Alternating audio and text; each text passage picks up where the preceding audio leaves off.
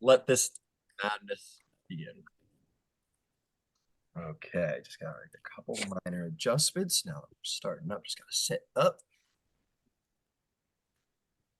But thank you for reminding me of your unearthly awareness because I forgot. You But told that's what we me have calendars for. first Yep. thing we meet up. And you did, and I very much appreciate it. Thank you very much. Um, okay, calendars open. Welcome back, everybody. The quest continues for the cure of the Star Beast plague, as it has been dubbed. The Kandori are sick, and many other people are sick alongside with them. You have made your way to the planet of Garden, alongside a couple of companions you picked up along the way. There, you intend to seek out the cure, to which you have been assured that it's possible, and the druid Griffin Broadleaf said he would pick up alchemy again to try and help you all out, and required you to retrieve some ingredients. The first of which was some fungus from a I oh yeah all my tabs are opening. Um, Garden. We're almost there. From the moon of Ritine. You had already got him the spinal fluid keg, I guess, barrel, and he will be using that. You went to Ritine and sought out some of this fungus, and you guys all had a bit of a master class from the druid about how cool that fungus is. And he's like, "Fungus is cool, kids." You guys were all like, "Yeah." And then were attacked subsequently by a dragon. You all ran for the hills. Chaplin managed to distract the dragon somewhat with a game of, or at least showing off a strange game of like mind flayer chess, while Etherith attempted to retrieve some spinal fluid for the dragon in interest of creating Spelljammer helms, which the dragon desired a great deal. Zalace attempted to use this opportunity to become a bat and fly into the hole from which he came from and perhaps try and find his hoard. Unfortunately, the dragon was very perceptive and saw this potential intrusion, and a great battle ensued. You all knew that this dragon was of a great danger and attempted to flee. And flee you did. Etherith was like, "You over here, over here, over here," and was just like grabbing people at the vortex warp. It was an intense escape attempt that resulted to no one's knowledge, except for one, the death of Apoxy. Epoxy was savaged by this dragon and was returned to the ship. No one was aware of it other than Zalace, who actually called out to Baphomet, Apoxy's demonic patron, as Zalace had spied, it seems, on Apoxy at some point and found out. Called upon Baphomet, swore his allegiance to the cause of Baphomet as a hunter in exchange for the life of Apoxy. And Baphomet thought, what's better than no hunters? Two hunters. So restored Apoxy's circuits back to life, and you all managed to make a daring escape thanks to, in no small part, the skill of Ed's piloting abilities and Zalace's skill on the ballista. You managed to evade this dragon and left with fungus you needed. Your party's a little rattled, nerves probably a little fried, coming off of the adrenaline high of the situation, but you have escaped. You're alive, and for once, after an altercation, your ship hasn't been destroyed, which is so cool. Um, and that is where we will pick up today. I believe post long rest, as I believe also a note, Zalace, you handed off your Chawanga friend to the Griffin in secret. And that is where we pick up. So, welcome back, everybody. What would the crew of the Dawn's Eclipse like to do as you float between the moons of Garden? Everett's gonna look for his lace. If I recall, Zalace has hidden himself. Um, we'll say, Zalace, why don't you go ahead and roll me a new stealth? We'll say that, like, you hear some sound, you wake up, and you realize maybe, like, had fallen out of your hiding spot. Go ahead and make me another stealth check. 24. 24. You dive into a barrel or something. Etherith, why don't you roll me a perception or investigation check to try and track down Zalace? I cannot beat a 24 even with a nat 20. Okay, you are looking around for the little shit. Can't find him anywhere. Goddamn halflings. Yeah, I swear we got on the ship. Did you? We didn't leave him behind, did we? yeah. I think at this point the crew is definitely concerned that like Zalace like jumped ship or like didn't even get on and they thought he got on. Or they don't know what happened. I go looking for the next best thing, the Spelljammer, and asking them if they can find Zalace aboard the ship. That's a good point. Ed, do you think that you're on the Spelljammer right now, or is that Celine? Um, are we still like hiding on behind a rock or something while the dragon's flying around, or are we now like cruising like because that's what we were doing last Mhm. time on the ship. We were kind of like laying low, so to speak, because we have to stay in the same system and all that. Well, why don't we say that you guys like left that asteroid and like sort of like left I think we did a Spelljammer check. Why don't we say that yeah, you're still on the side of an asteroid, kind of laying low. Um yeah. Why don't we say that yeah? Because you guys haven't landed at a port, so I'll assume you would have Okay, landed so somewhere rather than just drifting around. So yeah. Ed would still be spell jamming, yeah. Okay, so you're on the Spelljammer in the early morning. You're we'll say that you took over this morning, like Celine was doing, like took the night shift for you, and she was like, "Okay, Captain," and goes to take her trance. And Ethrith makes his way into the bridge. Captain, mild concern. I'm looking for Zalace, and I can't find him anywhere. And More into you too, Edler. Arm, yep. Concerns, hidden crew members. Why not? Maybe he's maybe he's hungry or something. Him, just well, waking up. I'm fairly sure I saw him get on the ship before we escaped the dragon, but I haven't seen him since. So I was wondering if you could use your bird's eye view of the ship to, I don't know, find him, check every nook and cranny. Yeah, sure. Let's see what we got here. And Ed will look for him. Ed? Uh, Sorry, it's very early on the ship. Um, could you make me a you can make me a perception or investigation check as well. I'll give you advantage because of the grace of your arcane eye. oh, 2 and a 5. So 5 plus 4, 9.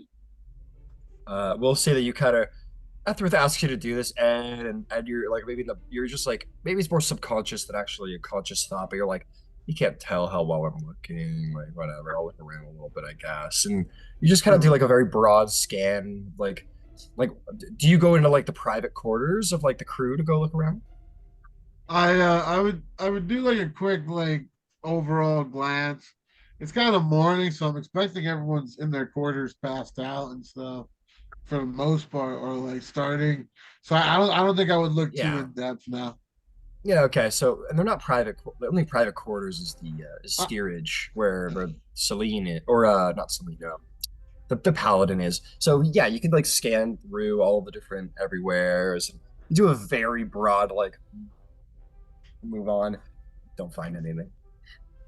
You find the crew no, all sort of passed out in their various states, but no lace.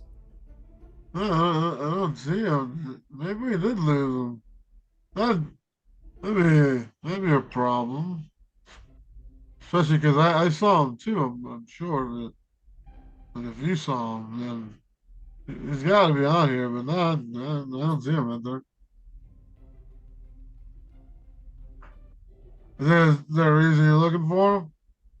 Well, I wanted to discuss with him what happened with the dragon, because Yeah, that's a good point. We should talk about that. And that was a whole lot of stuff that happened there. I I'm not to switch the topics here from because your plan was sound, but you need think you needed to communicate it. Granted, it was difficult to do so, but I don't know. There just seems to be our crew. We don't really pause to just, wait out what the other one's doing. We kind of all just, do. And that was kind of a problem there. And felt like Well, we all had individual plans, but not a crew plan. You know what I mean? I when I stepped away, I thought that the instruction was rather clear to not move. And Yeah, yeah. given that there was a dragon right there, I thought the danger and urgency was kind of implied. So I thought maybe that I'd miscalculated and the dragon attacked when my back was turned, but was did someone actually move? No, I mean, I assumed, what you and the dragon were talking about was some sort of negotiation, but in reality, you two were just kind of screeching at one another, and we were all scared and thinking we're gonna die and get eaten by a dragon, and then we see you run off, and again, I assumed you had work to deal with the barrels, since that's what I would have done, but again, all we saw was a lot of screeching, murderous hungry dragon, and so it's the optics. But I don't. For any case, I think what you did was a sound plan. I just you gotta figure out how to get this crew to trust these plans, because yeah, if I recall correctly, seeing it all happen, it was kind of one of those things where I saw what Zalace did, and I said to myself, "Oh, he's not going. Oh, he is. Oh, it was a lot of that." And like, I like that the crew keeps us on our toes, but yeah. Well, that's just it. When I came back and the dragon had Zalace in its grasp, it wanted to claim Zalace as a trophy. If I hadn't saved him, we would have all been able to walk away at a leisurely pace. I I must confess I risked everyone's lives to save his. It was the right thing to do in the moment. If you know, you don't leave anyone behind. The crew takes note of that. Now, had things not gone our way, they probably, that would have been a heavy burden, but it's right that you did so if you're questioning that. And in an inefficient way, which take of that, make of that what you will. But I huh. So looking at it now, Zalace is likely aware that that's what caused all of this. He's pretty good at hiding. Do you think that's why we can't see him? I suppose. Like, I think he's expecting like a proper ass chewing or something. And we gotta make it clear that I want to make it clear for everyone. No one's gonna get that. It's a fucking dragon. Like, well, it could have just done a lot worse. So I think we gotta just rub our hands together, just make sure none of us are carrying that weird disease and finish out this mission. And also get the hell out of this system. Because if this dragon's around, I don't think it's gonna stop us. So why don't we just like give off a cool, you know, next day sort of vibe and hope Zalace just appears. What do you think out there? I suppose that's fine. Although I kind of wonder why. I thought I'd won over the trust of everyone by now, but I suppose not. Well, I think it's a circumstance. Because, now while it's not fair, we did just mighty dragon wanted to kill us, claim us as trophies. People are, fear can be a powerful thing out there. And I think once you make it clear what your plan was, we'll all realize we were very thankful you were there. Because I think if you weren't there, we wouldn't have a choice in the matter. So Well, good thing I was. Um, but yes, I suppose we should be plotting a course to our next objective, which I believe is an alchemy kit for broadleaf to use. And I take out the orrery and I just sit myself down. All Let's plot a right, yeah. course. Back to. I suppose you have one. No, not usually my lane. We should probably gather him and the paladin lady, sort of make them more, regroup with everyone, refocus things, make sure there's no doubts casted and whatnot. Very well. No, I'll plot you a path to, well, Templar's closer. We'll try there first. perfect.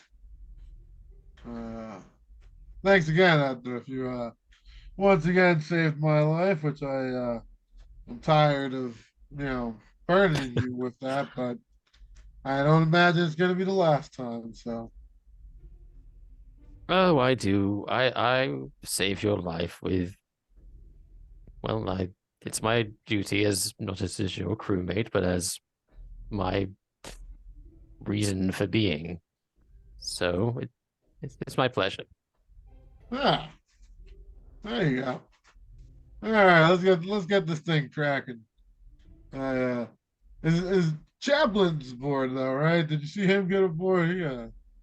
Uh, yes, I pulled him aboard myself. Yeah, yeah, yeah. We should probably talk with him. I uh, I think all of our, we should just all talk a lot today because it was again that was a close one. Very well.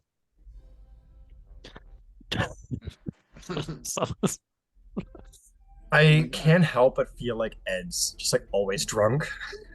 Just like the way he talks, it's just like, it's all good. Like we just can't be buddies, you know what I mean? It's just like I can't. It just gives off like morning drinker vibes. Yeah, he's Um, definitely trying to keep these threads together here right now. yeah. It's all good, man. Nothing to be worried about. Very funny. You step out, and I will say, Etherith, as you say that, like it was your existence to have uh, become what you are and to help out as you are, and possibly reflect on your goddess. Maybe you see like in the stars and the passing moon, a sense comes to you of like interest. A crossroads was put before you. Your actions were noted. Interesting. I internally wonder. Oh, I internally thought, oh wow, did you not find any of that funny? Did you not enjoy seeing a bunch of people scrabble around? Well, she might have very well. And do you think Yeah. that well, she's also an eternal being, right? It's hard to Yeah. entertain something of that age. They've probably heard every joke, Yeah. right? Yeah. But so yeah, so that like interesting is yes, yes, Yeah. she's been entertained for Yeah. sure. You expect she's pleased. Sort of feeling it. My heart swells with pride. Very cool, very cool, very cool. Okay. Who else is on the? Yeah. So like, just go for it. So obviously, give it a couple of hours. Thinking to myself, just going sort a few things out. Obviously, need to go and see the cat. I first want to go and see a box.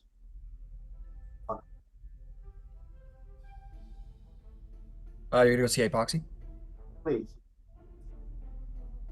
You're making your way through. There's like, there's a thought in my brain.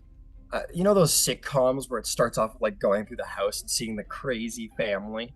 I imagine it's a little like that as you go through Zalace and you see like, I don't know, you're wandering through and like looking around and you see like Celine like going to her bed and she looks over at steerage and kind of like looks around and like goes into steerage.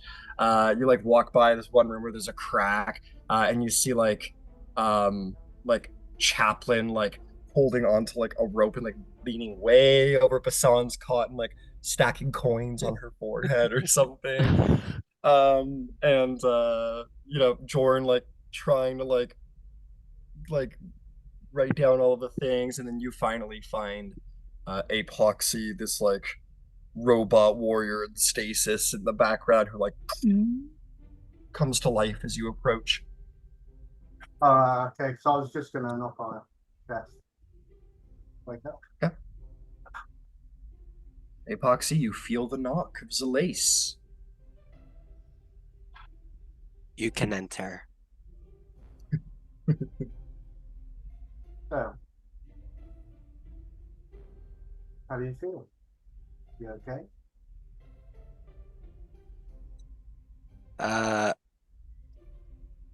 I have been better. I know. You know you don't. I had the idea that I was no longer here. I assume it was you. Sort of. You're I called on your new friend to help.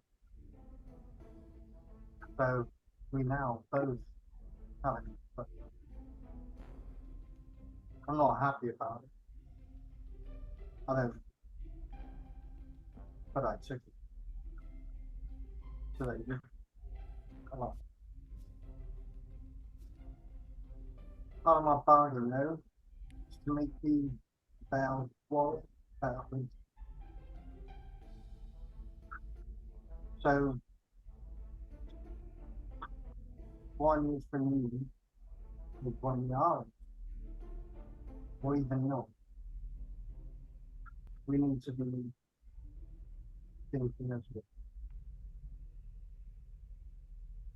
So I'm not going to go back on what we said when we first met, that I'm your master, but I am going to be your teacher. And what I say goes. This will serve as well. And hopefully we can find a way of maybe getting out of it in one piece. Or maybe not. So we'll just have to wait and see what happens. When I'm ready, I'll come find it. I'll be awaiting your orders. And I'll leave a Fox's room and just head to go and see or find Ed. Okay. Not too hard. You walk up from the companion's way, and pretty much as Etherith walks out onto the thing, and Ed, you take like a hard swig of your flask. In my mind's eye, that might not be accurate, but whatever. Zalace, almost like a revolving door. He walks out, Zalace walks in, and you're like, oh, and Zalace appears from the lower decks. Yep, there's him. How's it going, Delise? Captain. Yeah. You can't get in there? So, yeah, okay. I've got a feeling that maybe a few people are a bit pissed off, but I just need you to know that it was all meant to be in good intentions. I wanted to go and see what else was down. Did hear another rumble, maybe another creature. I wanted to see how many there was. That's what. I thought it was a good idea. Obviously, turned out not. So I apologize. So, I understand if I know I put the crew at risk and everything else, and I do need to have a word with Edric at some point, but don't tell him. I'll find him myself at some point. Sure. But just wanted to apologise, Captain, and rest assured, unless you say so, I'm told to. I won't do anything like that. Well, Zalace, if you were acting yourself, we wouldn't want you on the crew. So what you did, while it may have been risky, it's very much what you do. And that's why we want you here. That's why we trust you here. That's why I trust you and what I've told you to focus on. And I think we can't always be measured by our weakest moments. We can compare them to our next moments and hope they're better. So you're assuring me that the next moment will be better. So that's all I really need.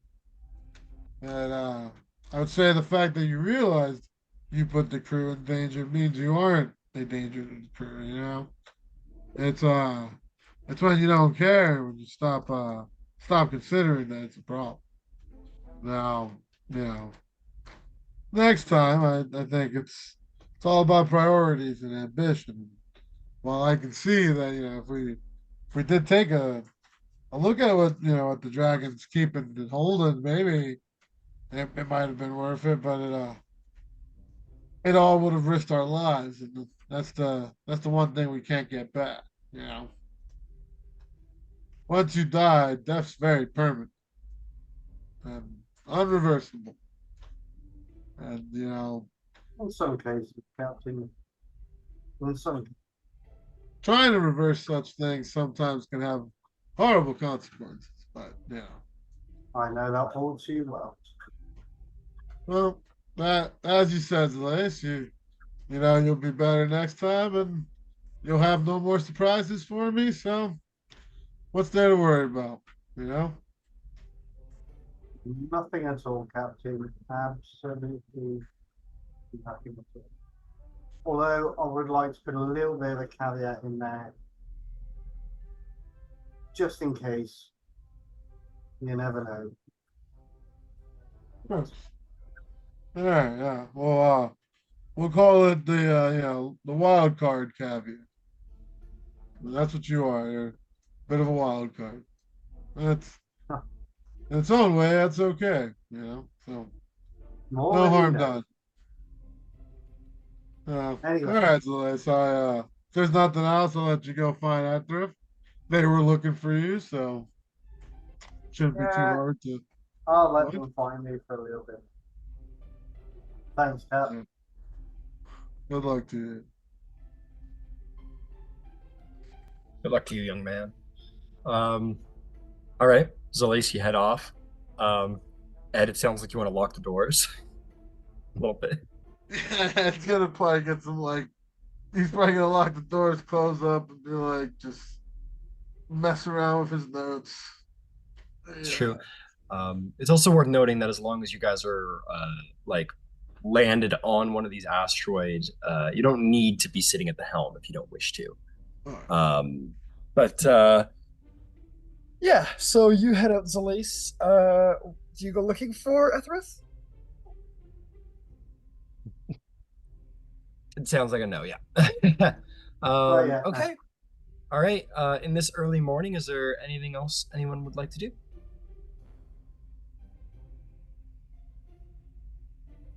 No, it sounds like. Let's see if there's any NPC stuff to be gotten up to.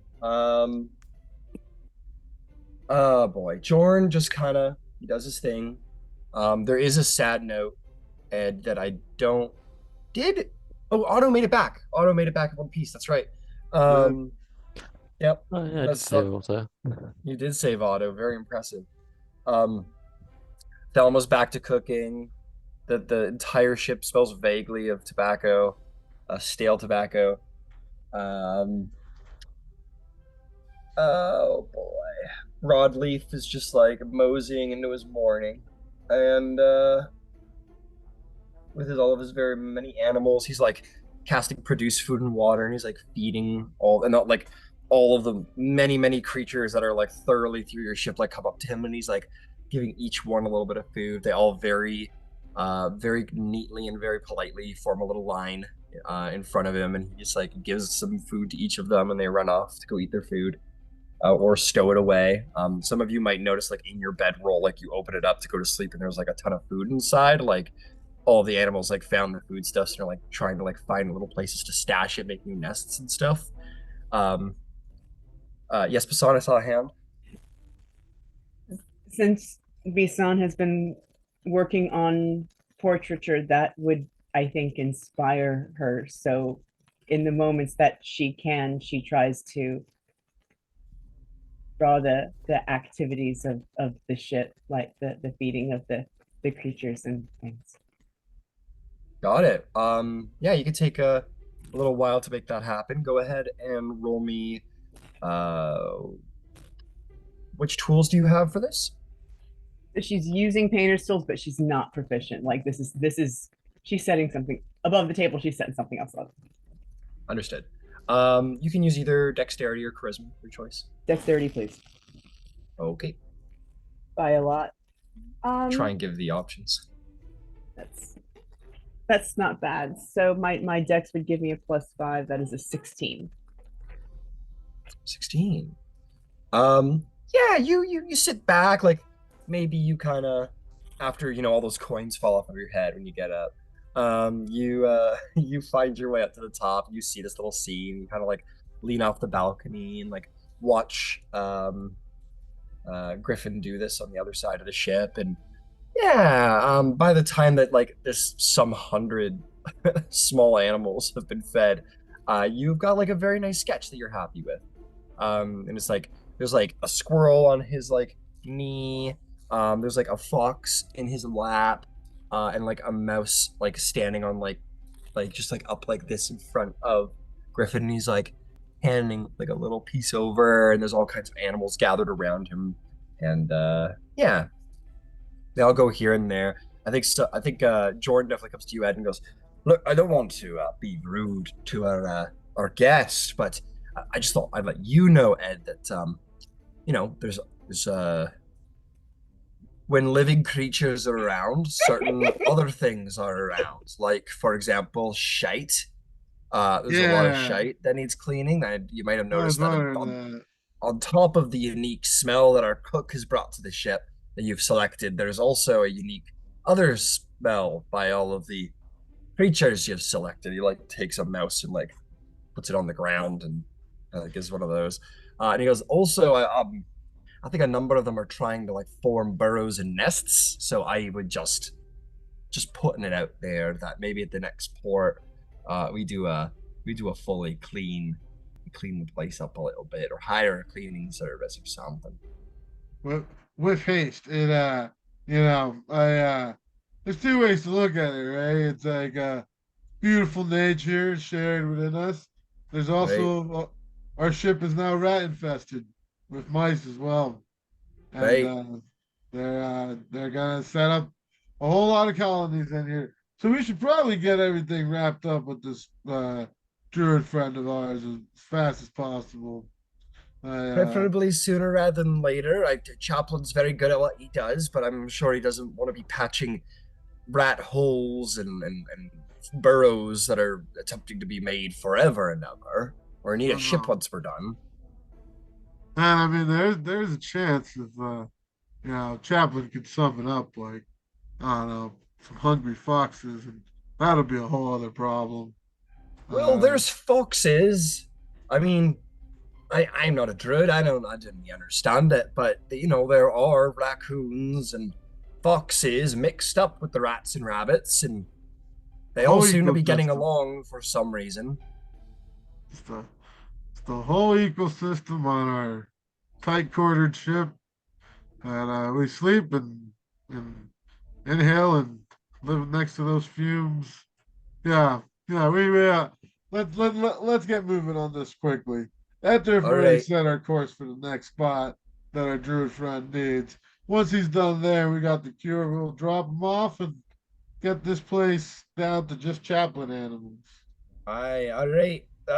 Right, just chat with animals, much more peaceful. Anyway, let's see. If I'm not mistaken, the druid said that he needed some alchemy supplies. We would need to go to either Templar or Farworld to pick those up. Awesome. And All right. and if there's anything else we could need, I how's progress been in our Smith station and the like? Is there any space we haven't used up there that we could probably use up for something? Well, yeah, we have some extra space on the ship. You'll recall, well, the armory got turned into a bit of a workshop, which nobody uses. And other than that, the ship's really been used up for all of its space. Like I said, we could start clearing up the upper cargo area to make it into a sort of personal ship uh, dock, like Uh, personal ship dock up there, and then just use the belly of the ship for cargo. Other than that, all of the space has been taken up for various means. okay, There's I'm a gonna part be of me using that the there's a part of me that wants to recommend getting ahead of the whole smoking thing. I mean, she smokes like a fucking chimney. Not even my ex-wife smoked that much. Yeah, but I hinted it. She got a little violent, like her claws Oh, came out. her I didn't know what she claws meant came out. by it, but yeah, she kind of just did one of these at me, and then I don't know, she kind of hissed a little bit. I, I, But I mean, I do agree the smoking is a problem. listen, I understand like a woman with claws, quote unquote, like I said, ex-wife. But Uh, I on this particular ship, I feel obliged to ask if you're being literal. Like, are we talking like a uh, lycanthrope situation that we need to deal with? I didn't get a good look, but she definitely made it clear that the smoking wasn't gonna stop. I Right. hinted it kind of softly. She maybe a little bit more pressure. She might give in. I settled for her to just not ash it in the soup anymore.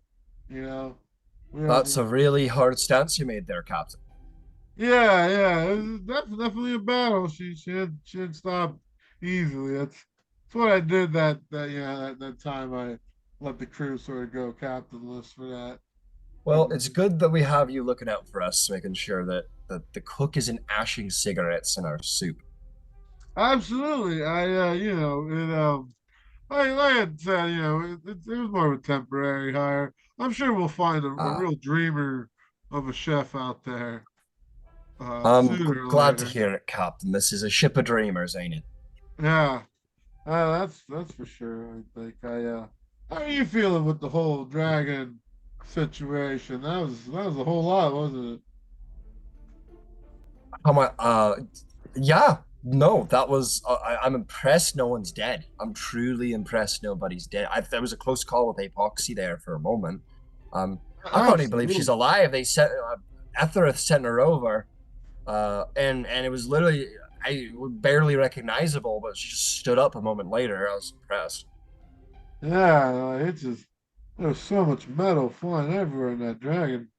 Yeah. Yeah, everyone's here. We're on one piece. Yeah, I think we're a little still shaky. Some hard feelings on dragons, which isn't too good with Etheriff on board. So we should probably start curbing some of that. And Well, oh right, Ethereth was a dragon, right? I mean, looks like a yeah, dragonborn, but was a dragon. Do we? yeah, Maybe. Oh, exactly. it's interesting to think of it. I mean, in fairness, Ethereth did like pretty much was the point man on getting us all out alive. I mean, Absolutely. We would all be very dead without Etheriff right now. we'd That's have a couple of losses on the ship of Ethereth. I think it's worth giving the lad a second chance. Despite the whole, you know, yeah. the previous And what captain lighting on fire and him absorbing the magical power from his soul and all that. Yeah, it's a lot, when you think about it. The sequence of events that we've had to like absorb, it's a lot of stuff. All And right, would we let's get have it any other way here in Wild Space Cap? And he'll yeah, give you a yeah, he'll give you a little bat on the shoulder and be like, "I'll start getting things pat down, and we'll make our way wherever you decide to take us. Yeah, Uh, and, actually, yeah, one more thing. I oh, am sure. going to be getting some resources, some personal matter.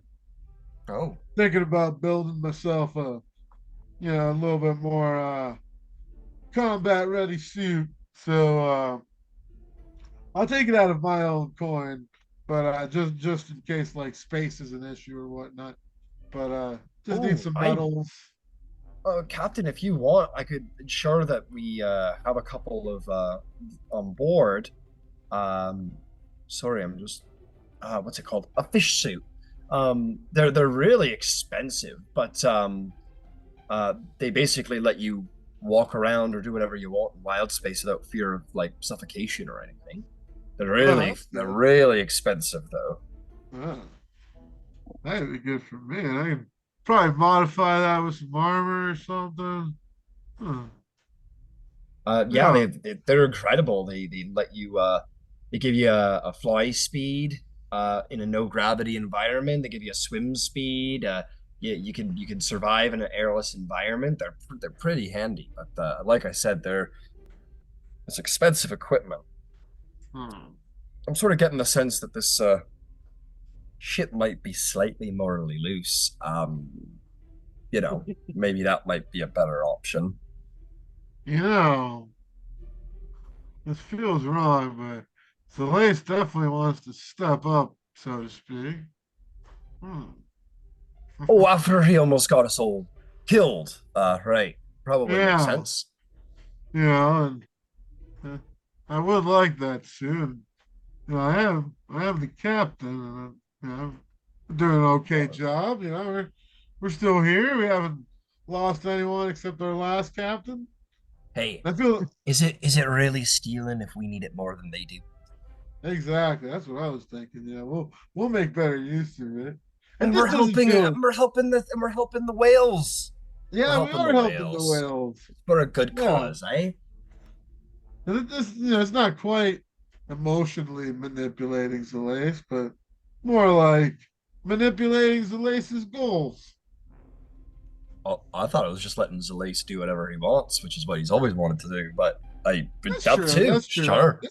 That's a much better way of putting it. That makes me feel a lot like less, guilty. I so yeah, there you go. I'll go find Zalace and get that going. We'll see. To let a thief be a thief is not to make him a thief, you know? Exactly. Well, All have a right. good day, Captain. I got a lot of work to do. But it's Thank you, always sir. great chatting. Always a pleasure. And he will wander off to go essentially inform the crew that you'll be making your way to the outer moons for a civilized pickup of supplies. Um, Sweet. So, Ed, you want to Uh, talk to Slice again? I will find Zalace. Okay, you find Zalace without too much issue.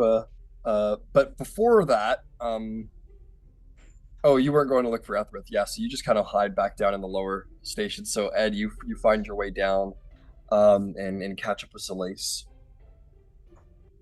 All right, Zalace. So I think I figured out what you can maybe put some of this energy to, you put yourself into action, so to speak here. And so where's this suit, right? I let me think about it again. So I've had a cloudy morning. What was the name of that suit again, right? Fish suit. Fish suit.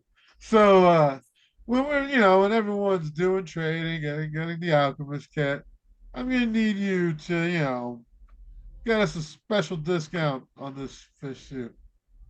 Maybe you and Apoxy, if you can, someone else that might help you. If you need the help, if you don't need it. Actually, Captain, that sounds like a great idea. Um, yeah. You know, You just tell me where it is, and we'll figure out a discount in whatever way possible. yeah, you keep your eyes open. I'll point it out to you once we get the trading and whatnot. And yeah, I figure a good day of shopping might be in order for the crew, you know? Get ourselves something nice. Whatever I can do to help, Captain. You know me. Happy to. Yeah. And it gives him like a very sound pats on the shoulder. Thank you, Zelais, you know? Right. And with that, Ed is gonna just whistle and get the planning on how to hook up a fish shoot. Okay. So, I will say because you are flying at normal speed and you can't go to cruise speed, it's going to take a while to fly between the moons. It's going to take a couple hours. And we'll say that that's already begun. So where, Captain Ed Jord, are you taking your crew? Are you going to the trade? There's two trade moons here. There's Templar, which is has an outpost of about 100 mages interested in the biome of Garden, or are you going to Far World? If you're looking for magic items, you're better off in Templar, though. I will put that forth. I think like probably Templar if it like Ed said, you know, a little bit of a shopping day, find some cool stuff.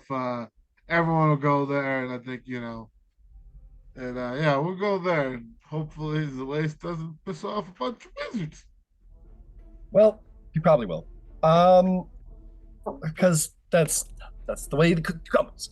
But lucky for you, the dice seem to say that your trip will go just fine. There will be no dangers or issues as the Dawn's Eclipse sails its way all the way back to Templar. So let's head to Templar. You have made it back to civilization. Incredible. Your ship lands. All of you get off. Jornak's beard will sort of spread the word that this is going to be like a day off. You guys get a day to go shopping or do whatever you want to do. I don't know. Okay, that's fine. So the crew kind of disperses. I'm gonna say it took like 4 hours to get here. So everyone's rested, including the previous Spelljammer. Her trance is complete. And they are gonna like going out into the world. So you guys will probably see very clearly Celine and Elara kind of like wander off together, not holding hands or anything, but like they do wander off into the city together. And you do notice Celine is a little more googly eyed towards Elara these days. Yeah, they wander off. Jorn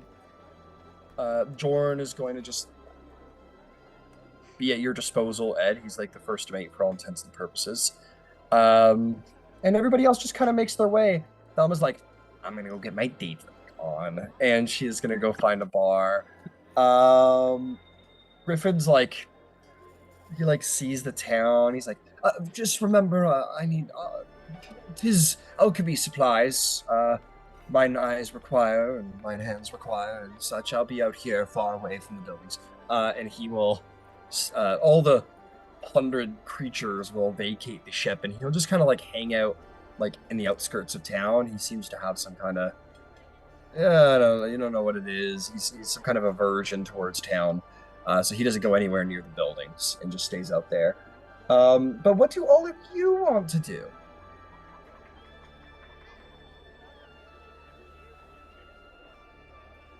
I Yeah, no, go ahead. Two things Ethelred wants to do.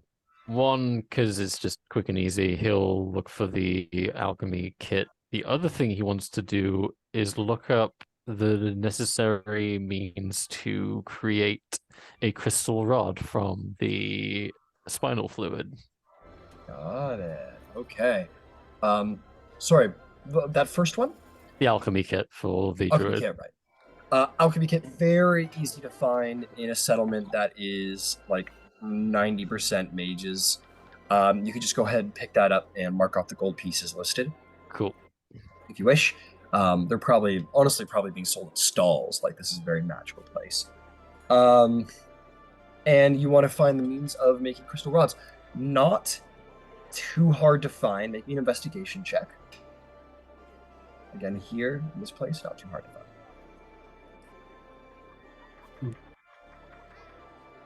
21. 21. 21. Very cool. I'm gonna say with that check, you were able to like figure it out and covertly sort of find the way of how to use the spinal fluid to do this. Considering there's multiple ways to make the rod, I think the most well-known way would be, actually, I'm just gonna pull up the spell right now just so I'm being sure and specific about it. Loading, there we go.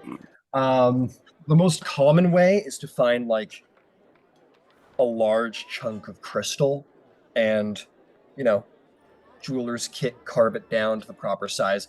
Obviously, that sort of deposit of crystal is hard to find. Yeah. Well, you find the right world, you can do it in the right sort of right environment and wild space. It's possible, but you expect that there are certain corporations, not corporations, but there are certain businesses, merchants and whatnot who have like monopolized trade and mining of those places, right? Yeah. But for what you have, for the barrels you have in your basin, it would be a matter of alchemy to do so. Not too hard. It's just a matter of like applying the right heat and a couple of basic chemicals to sort of solidify it into like a crystalline state.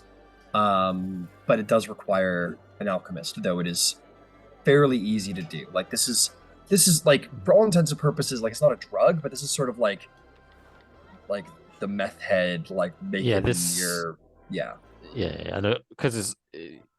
I get what you're saying. It's just like essentially crystal chemistry.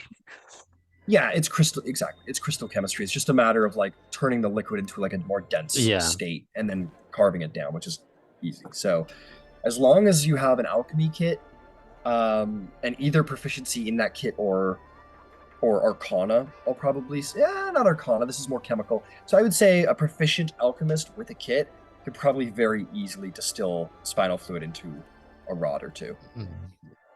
In which case, I'm currently not proficient in a alchemy kit, but I mean, I'm a Lunar Dragonborn, and I see a means to create spelljamming helms. I cannot resist, so I will start. I don't know. I guess I'll pick up some books on alchemy. Sure. We'll say mark off like 50 gold, and you can pick up 2 like pretty thorough primers on alchemy. Cool. And you can pick up your own alchemy supplies as well if you want for the same price. Sure. Just mark off that as well. And at some point when we're traveling, I'll be using my free time to study that. Fair enough. You start getting to work on that. Just to get you a mind of how long that's going to take, what is your intelligence score? 16, so +3. That is very good. I believe it's going to take you 7 work weeks of study to become proficient. So that would be 7 times 5, 7. Huh? It's going to be 35 hours of study. And you should be able to be proficient at that point. Cool. Cool. So well done, Etherith, and there will be time for some other stuff as they have the whole day. So that only takes a couple hours. But why don't we steer over to someone else and see what they're up to? Who would like to go next? Yeah, I'll go. Plan. Yeah, so there was a wizard priest guy here who wanted me to bring him a sample of the fungi from the planet. That's right. I'm just grabbing their notes. Oh yeah, you had that really busy day.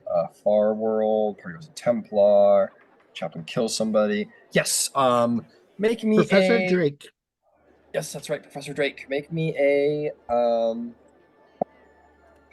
make me an insight or investigation check to see if you can track down Professor.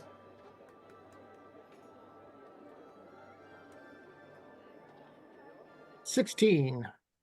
16. Insight. Yeah, easy enough. You go to a place of study, like one of the bookstores here, and you find Professor Drake like flipping through the various volumes. Turns around and sees your very distinctly recognizable form, and goes, "Ah, Chaplain, good to see you again. It's been only a day or two.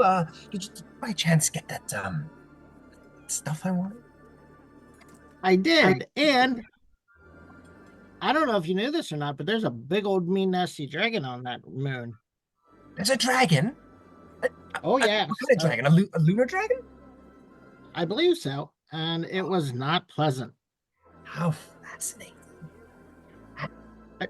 I tried to teach it a game, but it wasn't good at learning. Well, thank you for telling me. Perhaps this is so interesting. And will hand over a bag of 10 platinum coins. All right. Hey. Yeah. I had a question too, Professor Drake. Do you Yes. happen to know anybody here on Templar who is either a very kind and friendly illithid, or maybe somebody who knows a lot about them? The professor laughs and goes, friendly illithid. That's very funny. Imagine a friendly illithid. Oh, you're serious? Oh, well, I talked to some one time. We were at a trading post, and it didn't turn ugly right away, so that's kind of what I had in mind. Oh, wow.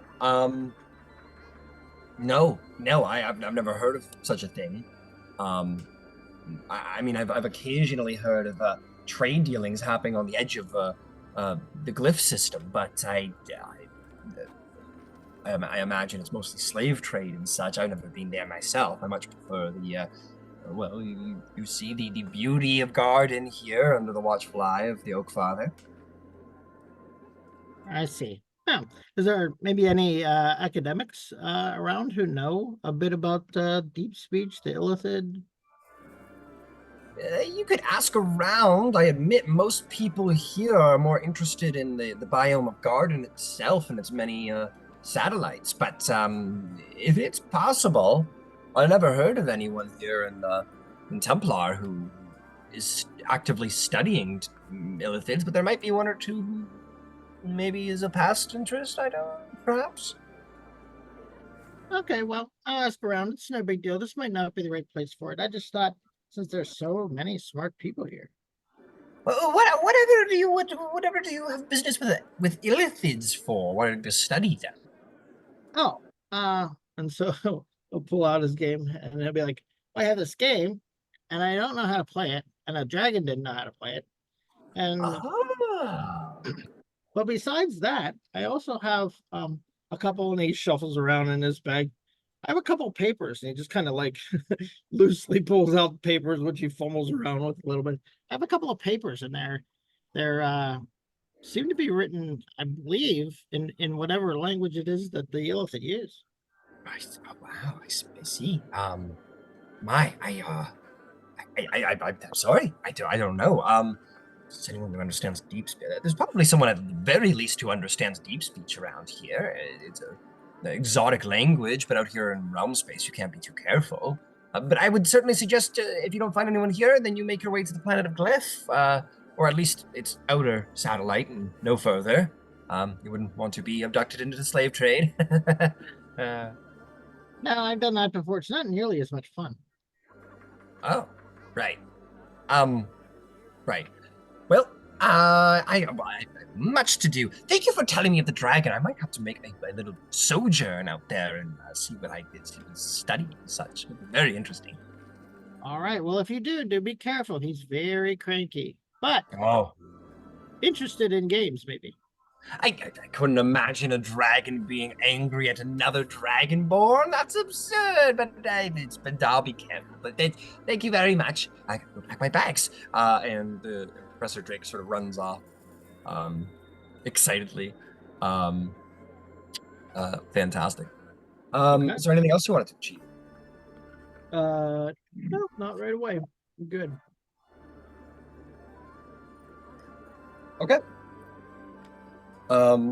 Fantastic. Who else wants to get up to some business here in the wonderful world of Templar? So Ed's got a few personal things he's trying to build. So he's just looking for like metals, like supplies to like build an armor. I guess now if things go well, to modify a fish suit. But just general metals. One thing he's been working on in like downtime that we should probably next time we have like downtime rolls, we'll get to that. But he's been just tinkering in his downtime. So just like supplies for that, like loose metals and whatnot. Got it. There is no shortage of scrap metal and like scrap plating. But it could function for the sake of armor, but it's scrap metal. Like it's not good steel, you know? It's not good iron, it's not good steel, it's not like properly smelted ingots. It's like old parts from wild spaceships. Oh, that'll be good then. Yeah, so there's some, not to say that there isn't any, but there's some. It's just very you know, it's not strong metal.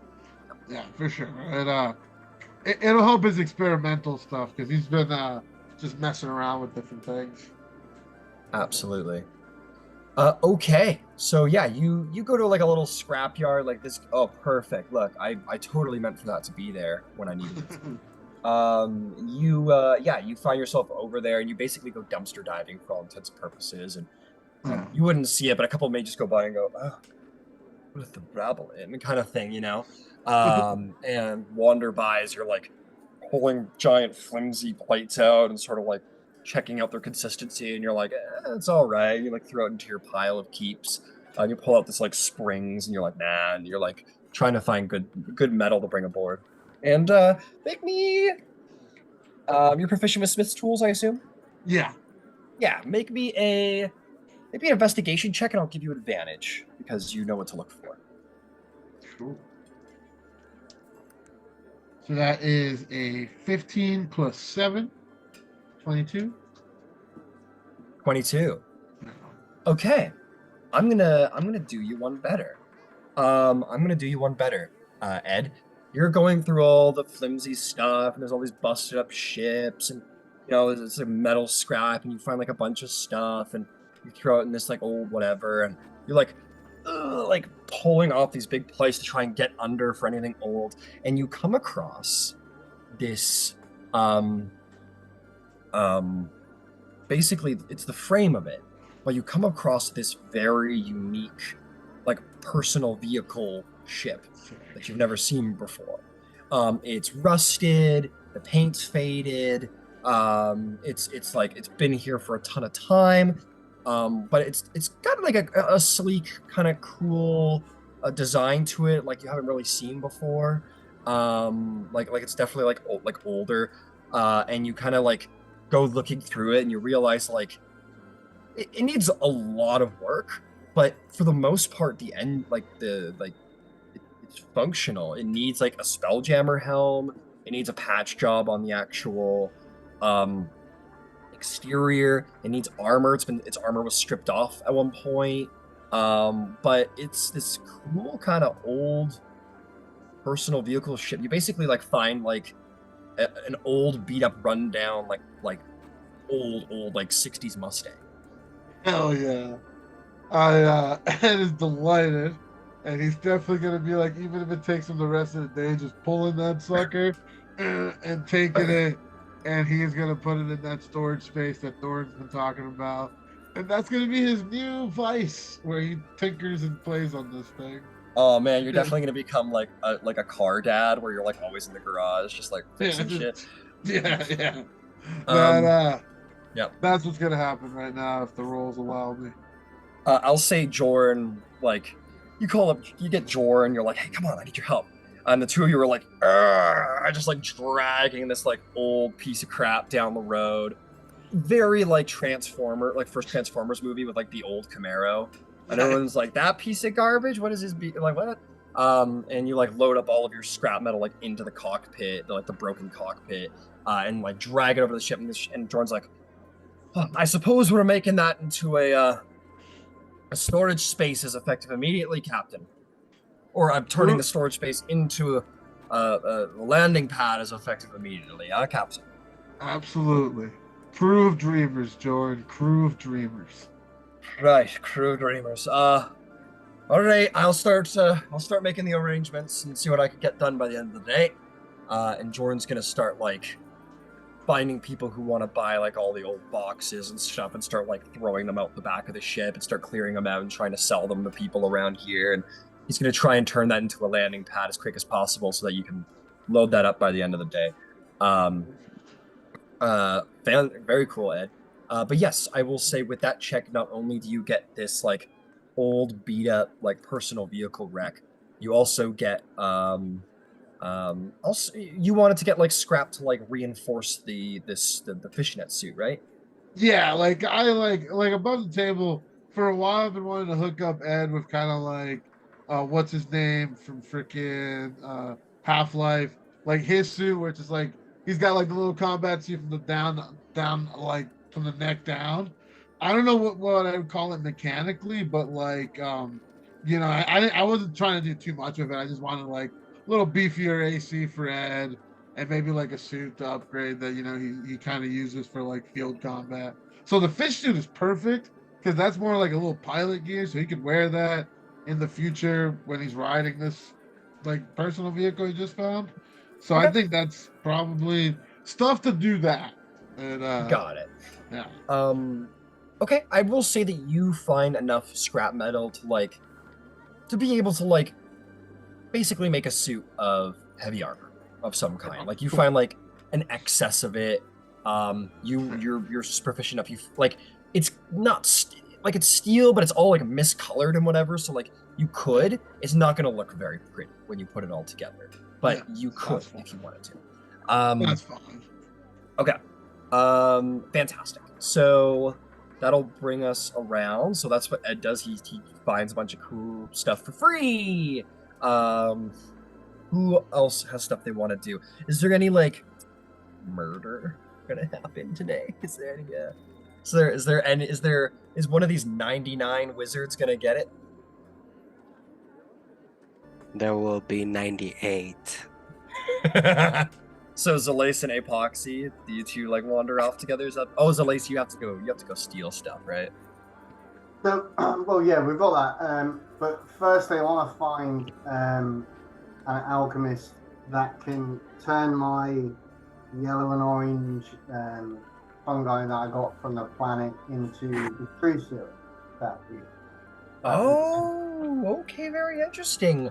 Per your, underworld connections, we shall say, because this is considered poisoning stuff, and poisoning is illegal. Why don't you make me a little insight or investigation to try and track down someone a little shadier? I will give you advantage because you have access to these camps.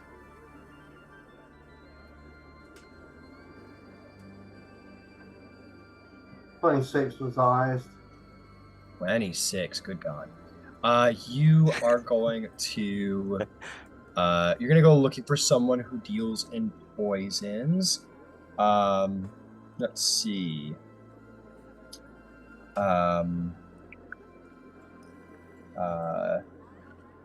You find a person with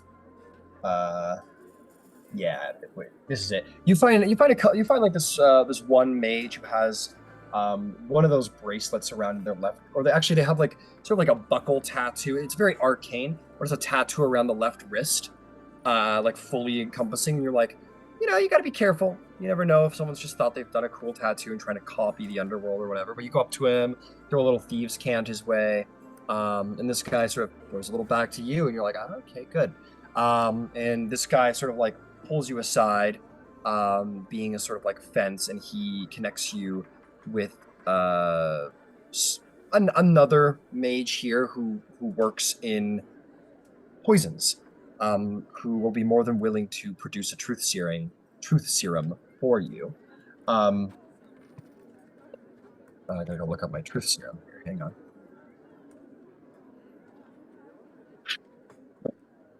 He will inform you and say, so just so you know, this is an ingested poison. As a reminder, it is a DC 11 Constitution saving throw. Become poisoned for an hour, and they cannot willingly speak a lie. It's this. You are aware of this and happy to receive this poison? Yeah, thank you. All right. It's going to take me about 3 days to make it. It's not too easy to produce, but I think the supplies here go a long way. I'll have to charge you for about half of the ingredients. Let's see here. That's going to be 75. I'll charge you. Let's say 40 gold. 40 gold for. Yeah, let's call it 50 gold for supplies and labor, and I'll have it done for you in 3 days. So I've only really got a day, so 100 gold. Get it done. For 100 gold, I think I can make it happen by probably tomorrow morning. Is that possible? Well, it's got to be tonight at the latest. Best I can say is I'll see what I can do for 100 gold. Try and get it done. Do you need a little bit more? 150? For 150, anything's possible. Okay. I'll put 150 down on the table. Right, you hand 150 gold pieces over, and that person sort of nods at you and smiles and says, well, is actually going to say, wait here, and is going to like disappear for like 10, 20 minutes, and is going to come back and hand you a vial, and is going to say, there you are, and is going to give to you an already produced truth serum, and will give you a little nod. I like it. What a dick. But I like it. Well, just so you know, at the end of the day, like truth serum does cost 150 gold pieces, like on the black market. So for all intents and purposes, you just bought it off of him and just resupplied him. So he didn't. He made a buck off of you, but he didn't totally swindle you. And he gives you like a smile and a wink, and he will go produce a new one with with the fungus you've brought him. And and this contact. By the way, you'll know that he's a fence. He will have told you that he's a fence. He's like, is there anything else I could do for you? Got anything to sell? Anything to buy? For the minute, no. But when if we're ever back on this place, then I'll make sure that you're the man that we come to. All right, let me know. Discount prices. I'll come find you. Absolutely. Here on a world like Templar, there's plenty of fun things to find and get that maybe you won't find anywhere else. So, have a good one. And he will give you his name, or his moniker anyway. He's probably not going to give you his real name, but he will say, let's call me Silverlong. Sorry, Silverlong. Silverlong. Okay. That's right. Just let me know if you need anything. If you ever find yourself here again. And he will go back to work. Let's go off. Go steal some shit. So I'll grab a poxy and we'll go and see what we can get. Got it. I'm just going to write this down so I do not forget this new contact you've made. Let's see.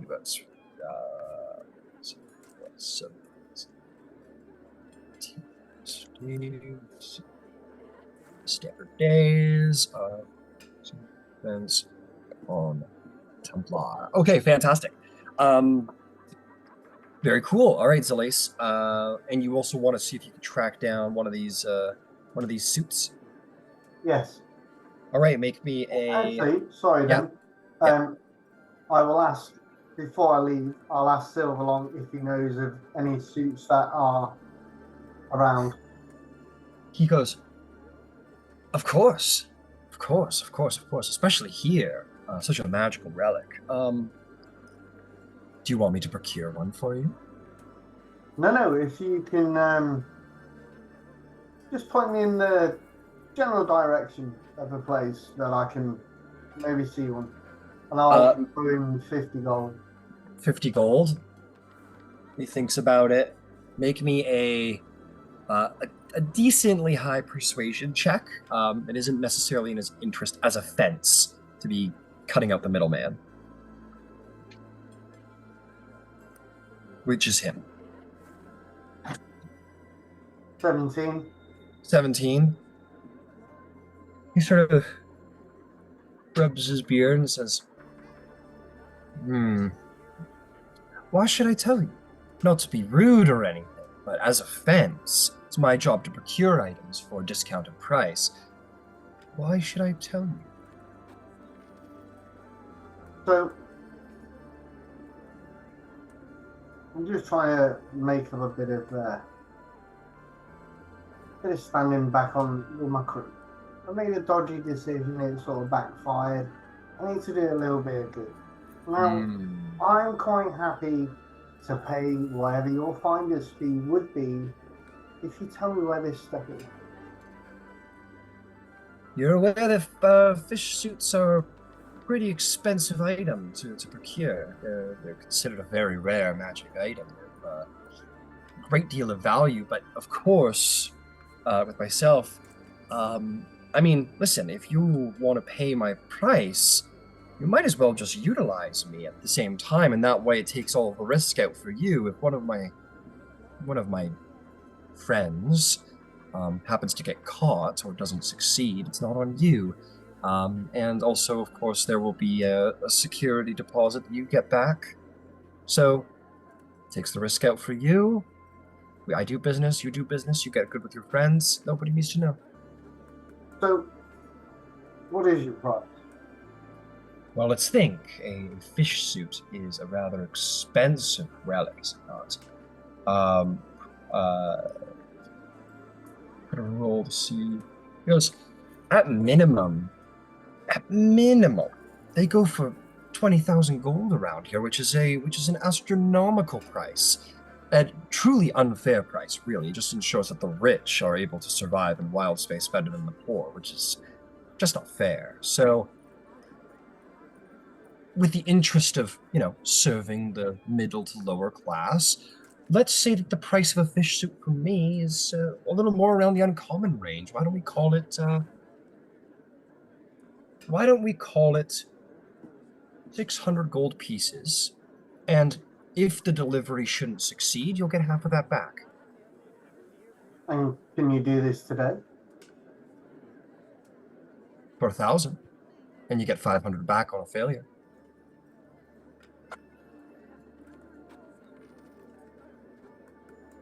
Okay. Okay. I'll Need pay money you. So I'll I'll need to go and see El Capitan. I'll pay for half of it now, and I'll need to see El Capitan to get the rest and pay it. So. He'll shake your hand. He says, "Why don't we simply call it half now, half when the job is done, huh?" I'm good with that. He'll shake your hand, and he will go to work finding a proper thief and or smuggler to get you a fish suit by the end of the day.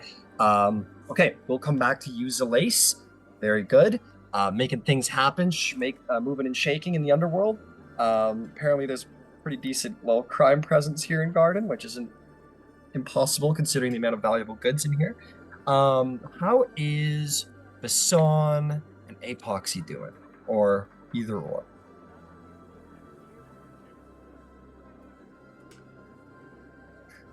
You go first. No, you go first. Basan, I choose you. So she was gonna find the captain because he's good with stuff, but I know he's busy, so I don't know if that needs to wait till the end of the day. If you go to Jorn, first mate Jorn, you'll say, if you're looking through the captain, he went down to the scrapyard. You'll probably find him there, rummaging through everything. Oh, whatever. She'll go. Oh, she doesn't have anything else to do. Okay. You find I'm helping Ed Mudge. like covered in dirt and rust, and it's just like almost literally like Looney Tunes going through giant piles of junk, and you find him. As he's doing this, she would like to force help him move things periodically. You move with your 5 pounds of pressure. You move a single tin can out of his way, and then another one. I didn't do that. How's that happening? So I have to practice, and I was thinking Otto shoots things. Could Otto shoot things I could hit? Maybe because it moves around a lot, so like it could move around and shoot, but I wouldn't be targeting Otto. I would be targeting whatever it was shooting, and it would help me to go fast. Is that something we could do you think? Wait, so that's you? You're making stuff float. Hang on. And he climbs up. Oh shit, it is you. You want Otto to shoot you? Did I hear that right? I have to train. I get better when I train, and I'm fast. So think Otto shoots maybe at me, maybe in another direction, and I have to. I'm not attacking Otto. I'm attacking whatever Otto is shooting. Does this make All right. sense? Yeah. I got you. You know what? Otto's over there right now. Yeah. I sorry, I just have to laugh. My laptop just asked me if I'm still speaking English. Okay. But anyway, back to he's right over there. He's a little bit moody after the whole bitching him with the dragon, and like Otto looks like Otto, but it's like he's playing like emo music or something instead of like the usual. Like he's pissed off. It looks. Sure. You two can hang out. Just, like listen to beside Otto, behave, help her out. Oh, Bisan will go up to Otto and say, "You want to shoot me?" It does like a little like, and like sort of like pops over to like your leg and kind of like does like the cat thing and goes. Oh. And she'll get down. I get better when I work, and if I'm better, I will do better for Ed George. So you shoot me, and I attack not you, but whatever you shoot. And we are partners. So as she tries to describe sparring to a droid, but not hitting its targets. She's making a training droid. Yeah, this sounds like sort of like doing that thing. Oh, I know what's going on. And then it like looks at you, Basan, and like looks at you, Ed. Yeah, probably said it to like not force field, not flamethrower, the other one. Yeah. And it sort of like looks between the two of you, and then it sort of goes and runs over to Ed and sort of does the like climbs onto your shoulder and like inserts its like leg into your like alchemist, or not alchemist, excuse me, artificer, like which is basically the Iron Man suit. Which I love the flavor of that. Basically puts his leg into it, and some of it sort of onto Otto until your like ray gun, essentially your like firebolt gun, so basically disarms you of your firebolt cantrip and like has it inserted onto the top of Otto's head, and then Otto like hops down and like runs over and jumps onto a crate and like turns around at Yupasan, and like the little blaster kind of powers up, and it kind of like a little worried. She'll pull. She's got her sun sword on one side. Yeah. Actually, no. Yeah, we'll do it. We'll do it with just one attack instead of the shape for now. Okay. Yeah, you ignite it, and Otto goes, and will sort of like take into a stance and like really do the like beginning tutorial of the game where it's like it really winds it up for you because Otto's worried, and then it's going to and then fire a firebolt at you. Make me. How do you intend to block this on a reaction? Are you like holding an attack to like try and whack it essentially? Do you have a parry or? I figure. No, she doesn't have a parry. She just hasn't had a training partner since the commandant died, and Got it. the captain seemed like a good person, but also she thinks she'd kill the captain. So Right. this seems better. She Got didn't think it out. So it like it loads it up, and you're like instinctively like ready in action. Right? Like everyone wants to try and like whatever ready in action. And then as the bolt fires at you, I guess we'll call this contested attack rolls, because you don't actually know how to parry. So let's do it. Well, actually, yeah, Captain, why don't you roll a spell attack on Basan? I'll say roll at a disadvantage because Otto's really making it obvious about where it's coming from and how long it's going to take. Alright, so that is a 6 plus 7. Okay, 13. What'd you get, Basan? 6 plus 10, which would have been a 16.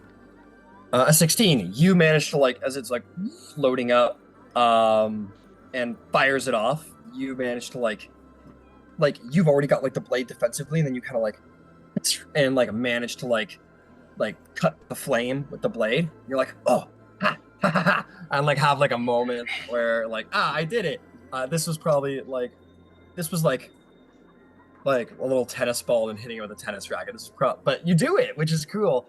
And you guys can start doing this. So like, Captain, while you're going through all of your rummage on the other side of the scrapyard, Basan is like doing this training, and very quickly, Basan, like as Otto is like increasing the intensity of speed, you know, you start missing, and like you don't have like the reaction time. It's very much like you need like to fully know where it's coming from and analyze it and then be ready for it, and then you can hit it. But you're not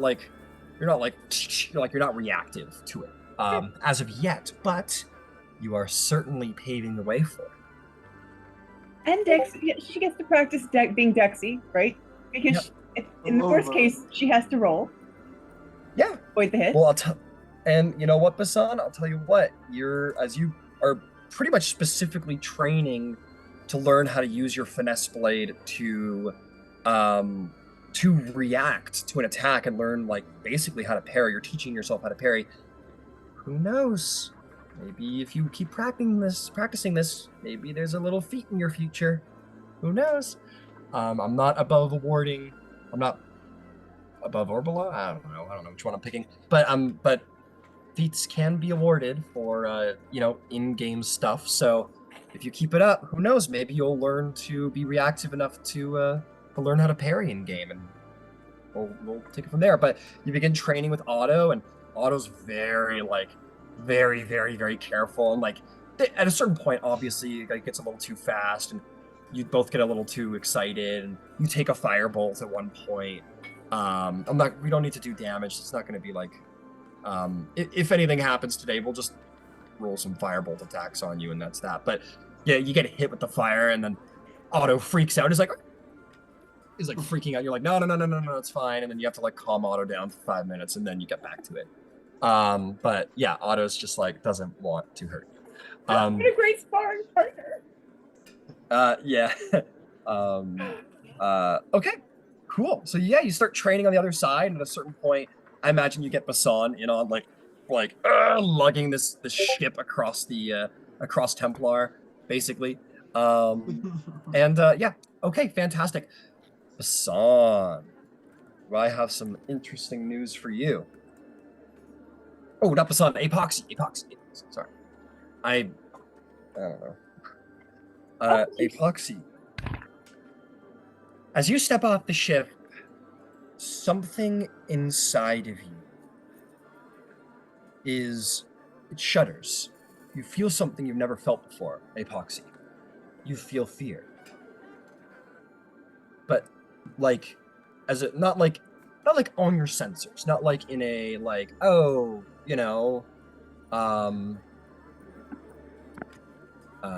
let me know if you guys are hearing the music. I can't hear it at all. Okay, good. That, I don't know. I think something's up with my system. But anyway, you feel like Epoxy. I imagine you've experienced emotion up until this point as a sort of like, it's more informational, right? It's more like a way that an AI would experience emotion. It's like be cautious of danger, and that's fear for you, or like, this like trust rating is increasing, and that might be like feeling like happy or appreciated. It's more informational, but in this moment, you feel it like in the subconscious, the way probably other people feel emotion. You experience fear for the first time for no particular reason that you can identify. Just like you just feel your mechanical organs almost like almost in like in a phantom pain kind of way. Like if someone had their arm cut off, they say they can feel their arm still and it hurts. In a phantom pain kind of way, you feel your stomach kind of flip, or just kind of like have that sinking feeling that you feel when like kind of worried or scared or something bad has happened. You feel the sinking feeling in your belly, if you had one to feel it in. And then it's gone as quick as it comes.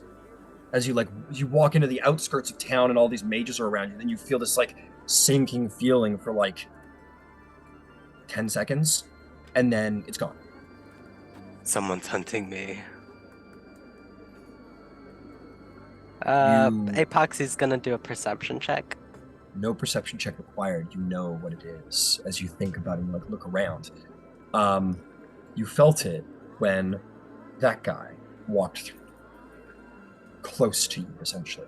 And you see this mage walking around, a little bit pale, pale individual, black hair, a rather attractive individual, sort of like walking through, has like a wand, sort of like through the front of their belt, almost like a flintlock, and has like a long, sort of almost like a captain's like duster, essentially like a jacket, big knee-high boots, just like looks like the soul of like a swashbuckler.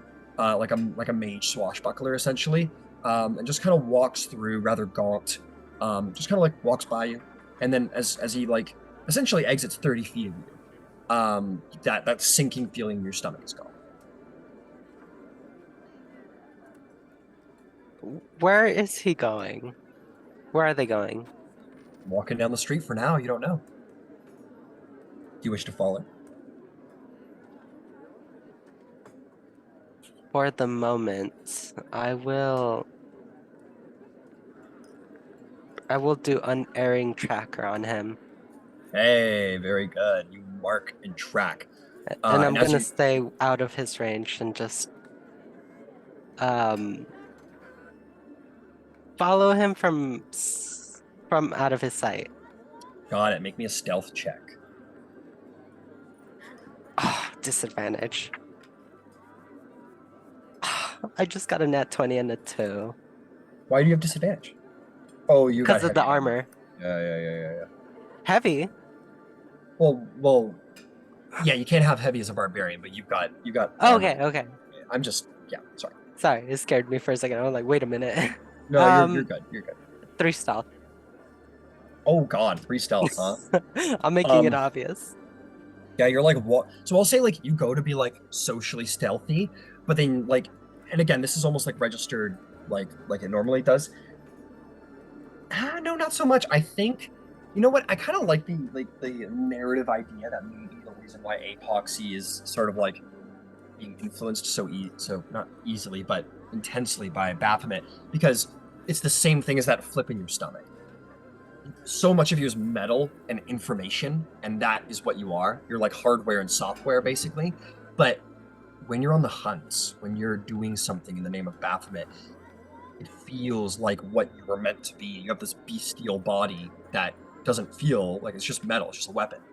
But when you are hunting in the name of Baphomet, when you use this unerring tracker, there's this feeling in your brain, that like lizard brain, that animal, like you feel bestial, you feel predatory, you feel powerful. These are feelings, not information that you're registering as happiness, but genuinely feeling dangerous.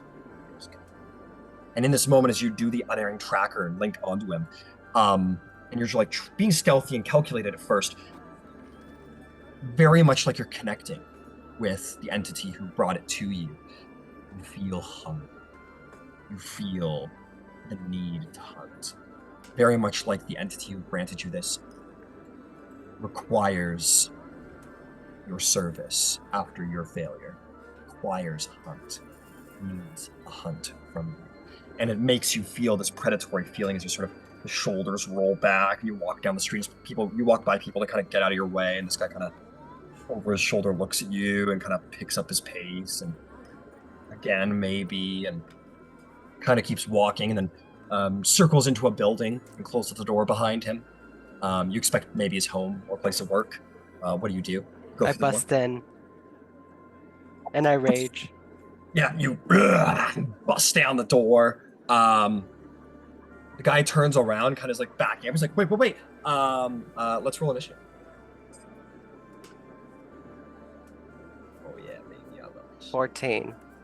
I love this shit. I don't know. I shouldn't just murder for the sake of murder. no. But something about it is just great. There's some people who are like this isn't subtle at all. Some people on the street are like, so you like break in, you stomp through the door. What'd you get? 14. 14. As you enter through the door and you kind of enter back into that 30-foot range, your stomach flips again, and you like sense the presence of this individual. And in this moment, you understand. Ooh, actually, no, we'll do a roll for that. Sorry, one more time, the initiative. 14. 14. Thank you. Sorry. You're welcome. So he's gonna go first. Actually, it makes sense narratively that he would go first. So it works out. I'm gonna put on a little battle music.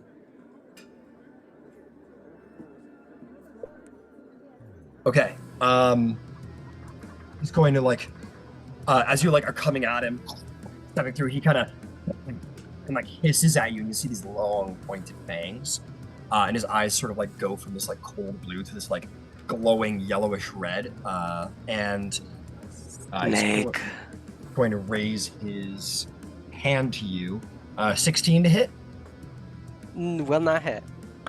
He brings his hand up, and you feel this energy sort of go by you, but you slip under it, and this sort of like ray sort of like tries to grasp onto you, but misses past you. And in this moment, you understand why, what you're sensing, what this feeling in your belly is. This entity isn't quite dead, but also isn't quite alive. You died, and you came back. You sense that this feeling in your belly, you know and can feel those who have not quite passed yet. You feel the souls of those who are yearned for by the gods of death. You can sense undeath. You fear undeath, but not so much that you're not going to strike. Go ahead and take your turn. We are the same snake. And I'm gonna rage with my tail and attack with my axe twice. Your tail spines out and you pull out the axe and like jump through the air at it. You do like a 20-foot stint forward. Go ahead. Ah, brutal. Missed the first one. I hit with the second, 14 on the die plus 6. That'll hit. Using my axe. 4, 6. Sorry, I forgot my rage damage. Okay.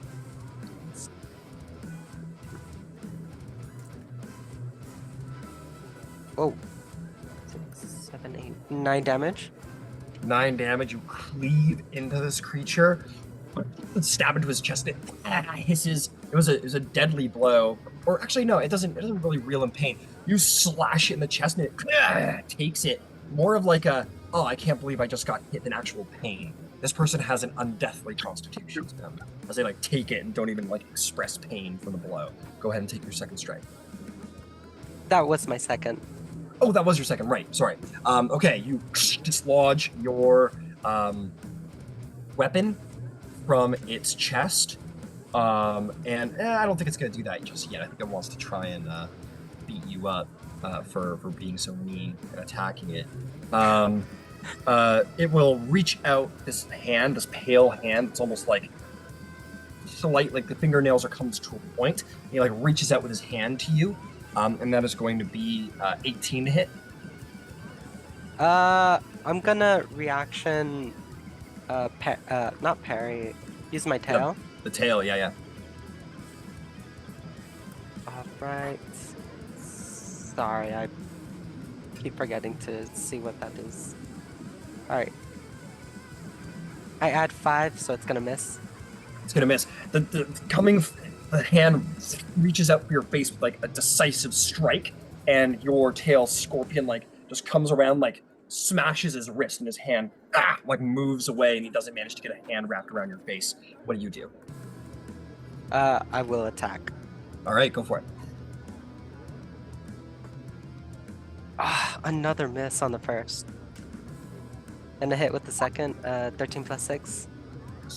13 plus 6. That will hit. Go ahead and roll damage. 7, 8, 9, 10, 11, 12 damage. 12 damage. You slash into him again. Again, no physical reaction to the pain. Just like an acknowledgement of the blow and the damage to the body. There's just like no comprehension of pain. He goes, "You're gonna regret hitting me like that." And he is going to try again. He's going to try and bring the hand out to try and grip you. For some reason, he really wants to get his hand wrapped around your face. That's going to be 19 to hit. Reaction parry. Go for it. Yep, go for it. Ooh, that is 19 on the 19 total. So meets it will beats it. That was a weird thing to say. Meets it beats it. The hand comes out, and your hand just your tail sort of like slashes just around the edge of the wrist. And though the hand comes off and misses your face, it's still going to like bear into your shoulder. That is going to be. Oh no.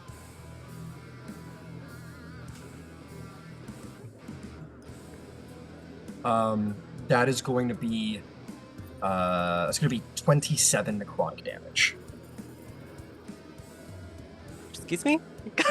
27 necrotic damage. The hand lodges into your shoulder, and the life and health that was inside of you sort of like, you look down at the hand, you see like all of that like basically like pulls energy out of your body through the fingernails into its body, and sort of like goes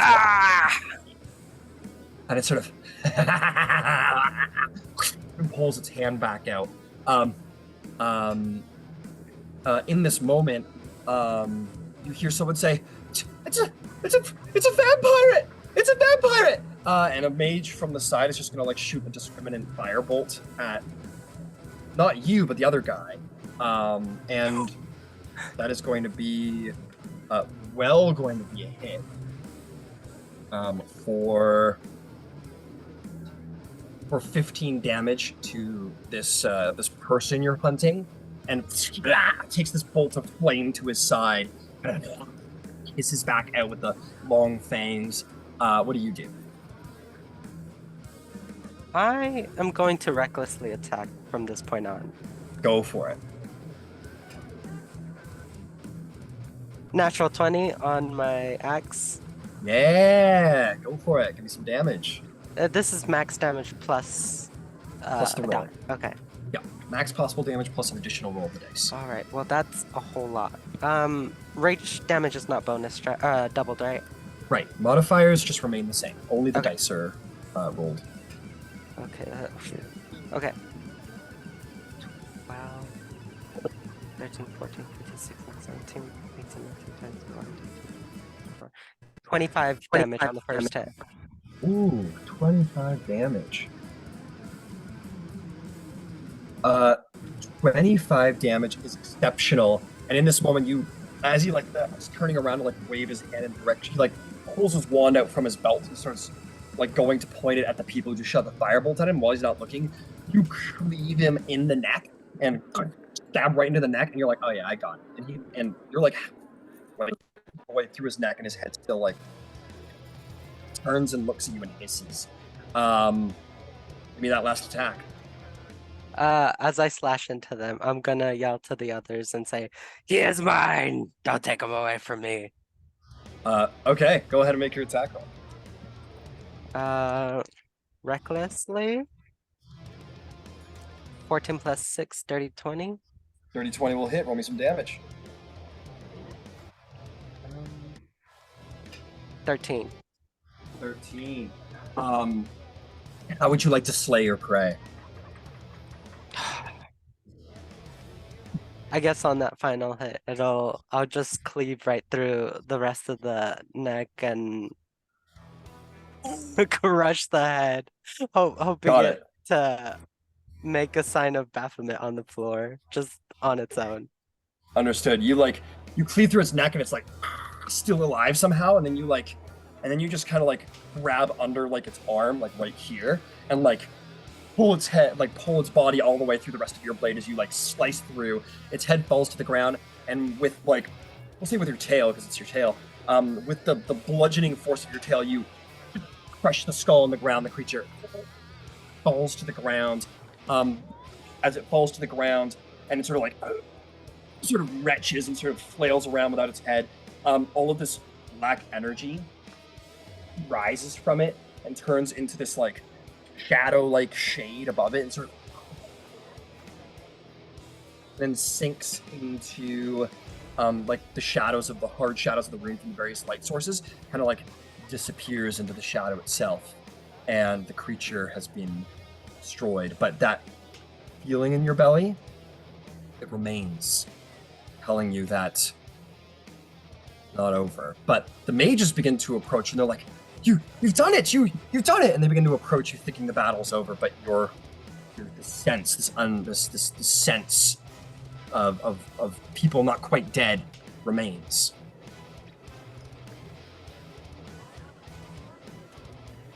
So, sorry. Did I get a different sense when I did unerring tracking on this guy from like your the other guys? Yeah, your unerring tracker is just to hunt your targets. Your unerring tracker has ended, but your sense sort of sensed it, and you look to the shadow where it sunk in into the shade. I want you to make me just like an attack roll. You can do it recklessly if you wish, as you like look over at the shadow, not really trusting it and sensing undeath from it, and you go for another cleave. 18 on the die. 18 on the die, you hit. Go ahead and roll damage. Oh, brutal. 5 damage. 5 damage. Okay, 5 damage. And you hear from the shadow this like roar of anger. Give me another one.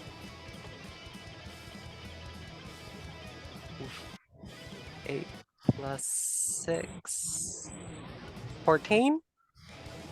14 will hit. Roll me some damage. Whoa. 13. 13. You cleave into just like the shadow. Basically, you're just like lodging your axe into the ground. And normal person would be like, why are you doing that? But you, that feeling in your belly tells you. He's a vampire, fools. Yeah, you feel in your belly that this creature is not gone. And as you cleave your axe into the shade, the shadow sort of like erupts back out into this like long, almost like cloaked, like Dementor-esque form, and sort of roars angrily, and you bring your axe around and cleave once more into this ghost, and you cleave the shadow asunder with your axe, and it is gone, and that feeling, that flipping feeling in your belly, officially subsides. and you know that there is no more creatures living a half-life around you. You have fully slain the beast. You there. Clean this mess. The one wizard goes, yeah, whatever you want. And will like run out to go like find someone to clean it. And the other person goes, You're a hero. You killed a vampire. You did it. And he's gonna basically it's gonna be like, hey everyone, this person's a hero. And everyone's like, yeah. And they're gonna like walk you out into the streets, be like, there's a vampire mage, and he killed it. And everyone's like, yeah. And everyone's like applauding, and be like, I'm just doing my duty. I run away. They're like, no, come back. We can buy you free drinks. And you run away anyway. So you just kind of like run away. But you have slain the creature, and something inside of you feels deep level of satisfaction. That feeling of like release, that release from the vice, that like the tension, that heavy tension that builds in the beginning of the hunt, and then that act of violence sort of releasing that tension. And your successful hunt has appeased Baphomet. You are once more back in his good graces. You think. This is troublesome. And more than that, the person you murdered apparently was a bad guy, so that all worked out. Thank goodness. Thank goodness. With that, why don't we go to our break? Take like a 10-minute break, come back, and we will complete our jaunts around Templar. Awesome. Good job. You have inspiration, Apox, for appeasing your lord. I already have inspiration from the last It's all good. encounter.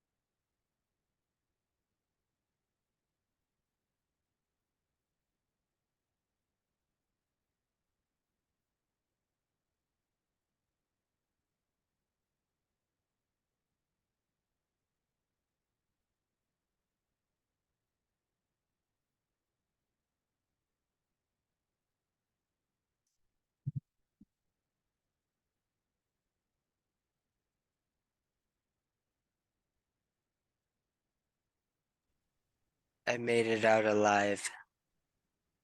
More than that, you made it out a hero. Unintentionally.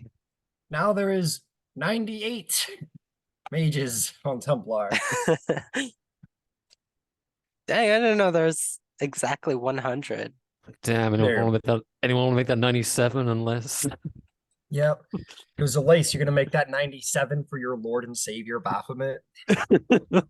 That snake probably would have been your target, had I not caught him first. No, you did right. That that creature, it had like a number of ways of getting out of that situation. That nat 20 like got you the kill. Otherwise, he would have gotten out there easy, like super easy. But If he you started running away, I would have just grappled him and just started hacking away. Hello. Yeah. His Well, name. he had a couple teleport stuff. He had a couple of Yeah. little teleport shenanigans. What? So yeah, like Misty Steps and stuff like that. Oh Kermit. no. Oh, Yeah, it was a high chance he might have got away. Ooh, I need to do a something I little haven't done behind the before. scenes heist for your master thief. To see if he gets you the suit that you want.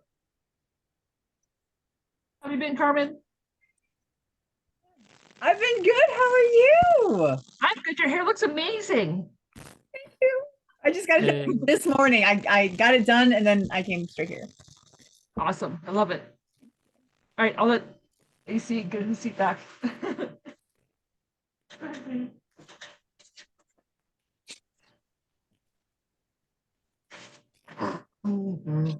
Welcome back. Thank you.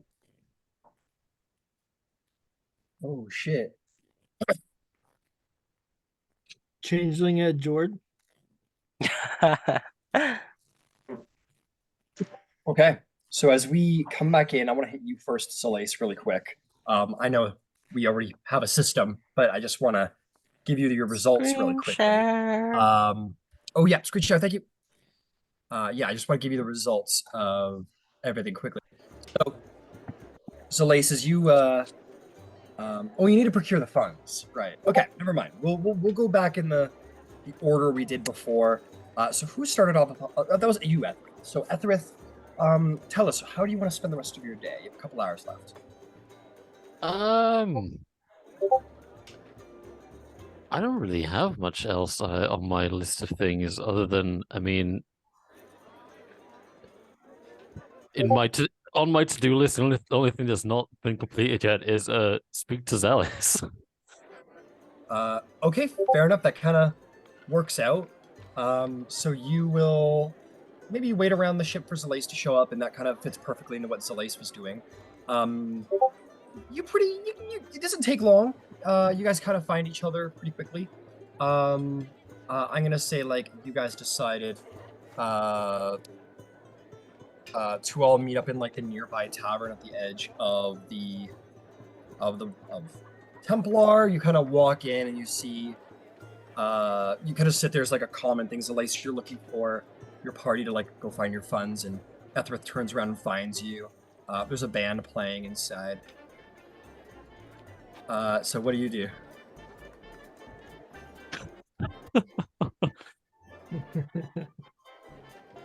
So I'll walk in and I'll see Etherith at the bar, and I'll sort of just like, as you walk in the door and you just sort of turn around and slowly, quietly try and walk out. So personally, he's not ready to talk to Etherith just yet, but he's gonna try. Do you go after him, Etherith? Yes. Yeah, Etherith, you're like looking at him, and you guys like have this look, and Zalace kind of like looks at the ground, turns around, and Etherith, you're kind of like watching him leave. This old pirate, or nah, this is not a pirate, but like this old, everyone's mages here. We'll say it's a traveling guy. This old sailor, this old salt, like gray hair, sort of gnarled face. He grabs your arm, Etherith, and he goes, "If you really love him, don't let him get away."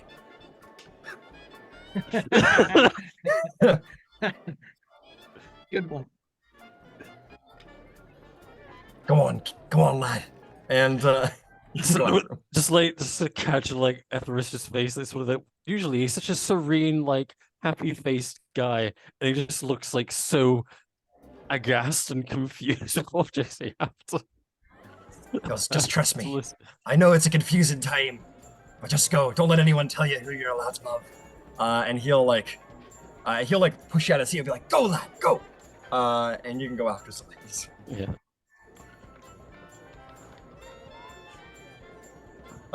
Yeah, you catch up with Zalace outside the bar. Would you cease avoiding me, Zealous?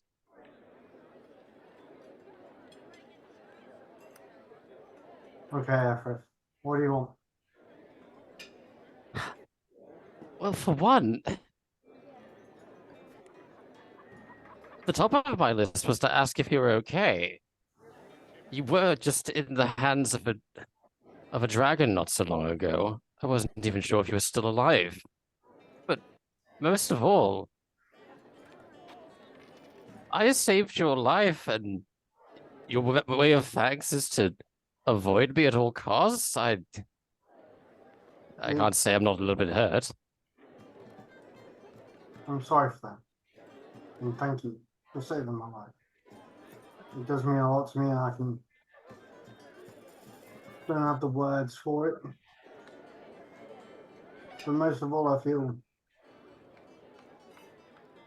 ashamed, regret for putting us in that position, for making you be the one that has to save my life. I just didn't know what to say to you. That's the avoidance.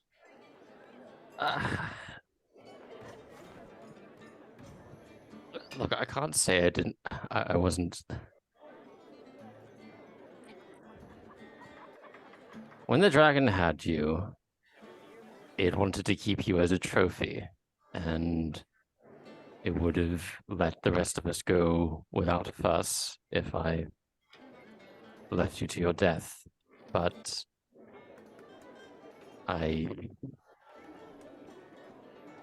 you're valuable. You are important to the crew, so I bet it all on saving you. But I need to know.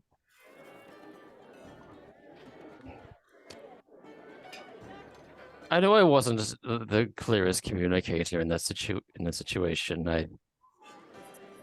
It's sort of hard to think exceptionally clearly with a full-grown dragon bearing down on you, but I did say not to move. Did you not trust my judgment? It wasn't that I didn't trust your judgment, Ethris. I heard something else in that hole. It could have been a lot worse. I wanted to go and make sure and find out what it was. I wasn't looking for loot. I wasn't looking for anything else. I was just trying to scout for any other potential problems. I thought I was doing the right thing. Turned out that it wasn't. You were right. Is that the... I want to roll insight on that, because is that the truth? Sure, roll an insight. Zalace, roll either a deception or a persuasion check, depending on what it is, but do it privately and send it to me, whichever you rolled and what the total was. Insight's 25.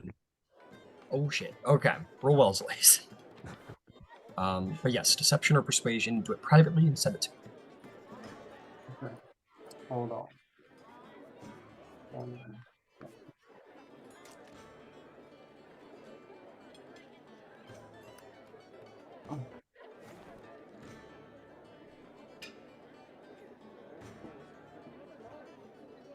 It's in a beyond chat. Understood. Making my way over there.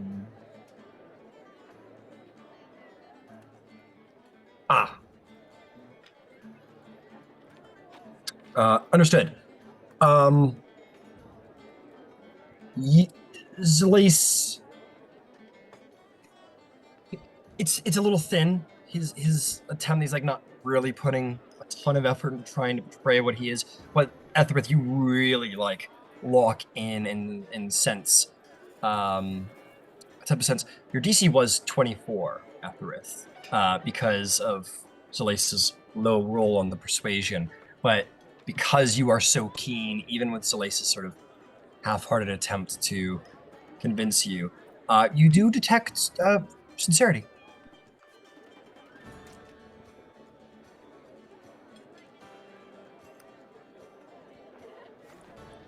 John, can you roll an insight of your own, please? Because I want to see if you can gauge Etherith's reaction to that.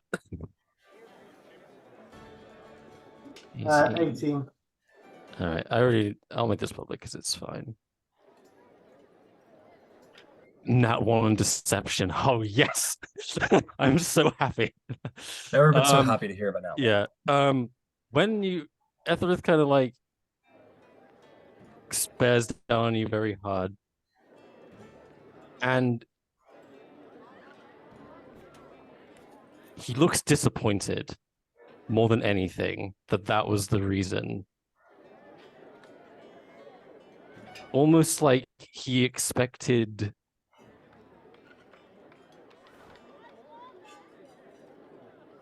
You get the sense that he's disappointed in because it's now on. Basically, you get the sense that Ethra is disappointed in you, not because you were doing the right thing, but because he hoped that you would give the answer that you were doing something selfish. He wanted greed, and you were actually doing it for selfless reasons. And then a moment passes, and he looks like he goes back to like his almost friendly demeanor as usual. Oh, well, you're well. I understand the intent, wanting to be of help to aid the crew, so I won't argue with that. Just an exercise of better caution next time, perhaps. It was a great risk, but we all came out of it alive, so no harm. I still have trust in you. I'll continue with that one deception. Ethereth does not trust you. So, Ethris, there is something I wanted to ask you. You having a patron, do you like it? Do I like serving my Lady Hecate? It's kind of a loaded question, but ultimately, yes. Okay, and so let me ask, did our former captain enjoy his tenureship under your lady? Sorry, say that again. I didn't catch that. Did our former captain enjoy his tenure under your mistress?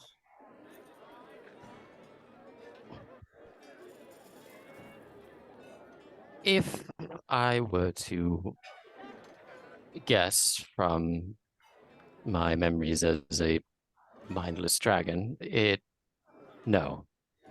I think he felt that he had no true control over his own destiny when, at least in my view, it was the exact opposite.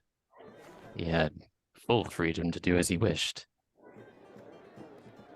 But no, he was not happy to have Hecate watching over him. Okay. Thanks very much. Do you know where the captain is? I do not. You hear the sound of metal being dragged down the street, and you both kind of like look around the corner and see he's very slowly emerging as Ed, Bassan, and Jorn dragging this heap of like an old scrap ship down the street to the sort of amusement of many passerbyers. So I'll just walk on over. Captain, do you have a minute to talk? Yeah, sure thing, Celeste. What is it? What you got for me? I imagine you like dropping it, and Bassan and Jorn like as though like take the extra weight. So the piece you require. Things are in motion. Oh yeah, not fast, huh? Well, you know, like to get things done quickly when we're on a short time. The only thing is, I will need a little bit of funding. How much are you needing? Well, 1,000. Well, I've already put half down already, and obviously need to recoup a little bit for myself. So, or get my money back anyway, what I've already put down. And the other half will be on delivery. All right, well, I can cover a half of that with my own private fund here.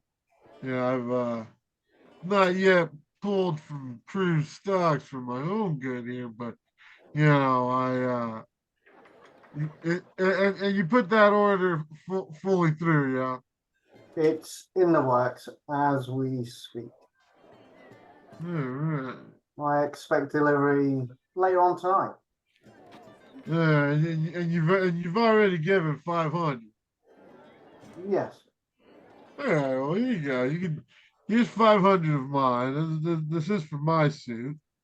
And you know, that'll cover the rest. As far as your initial down on it, let's say let's talk again next round of pay, and I'll make sure you're covered for that.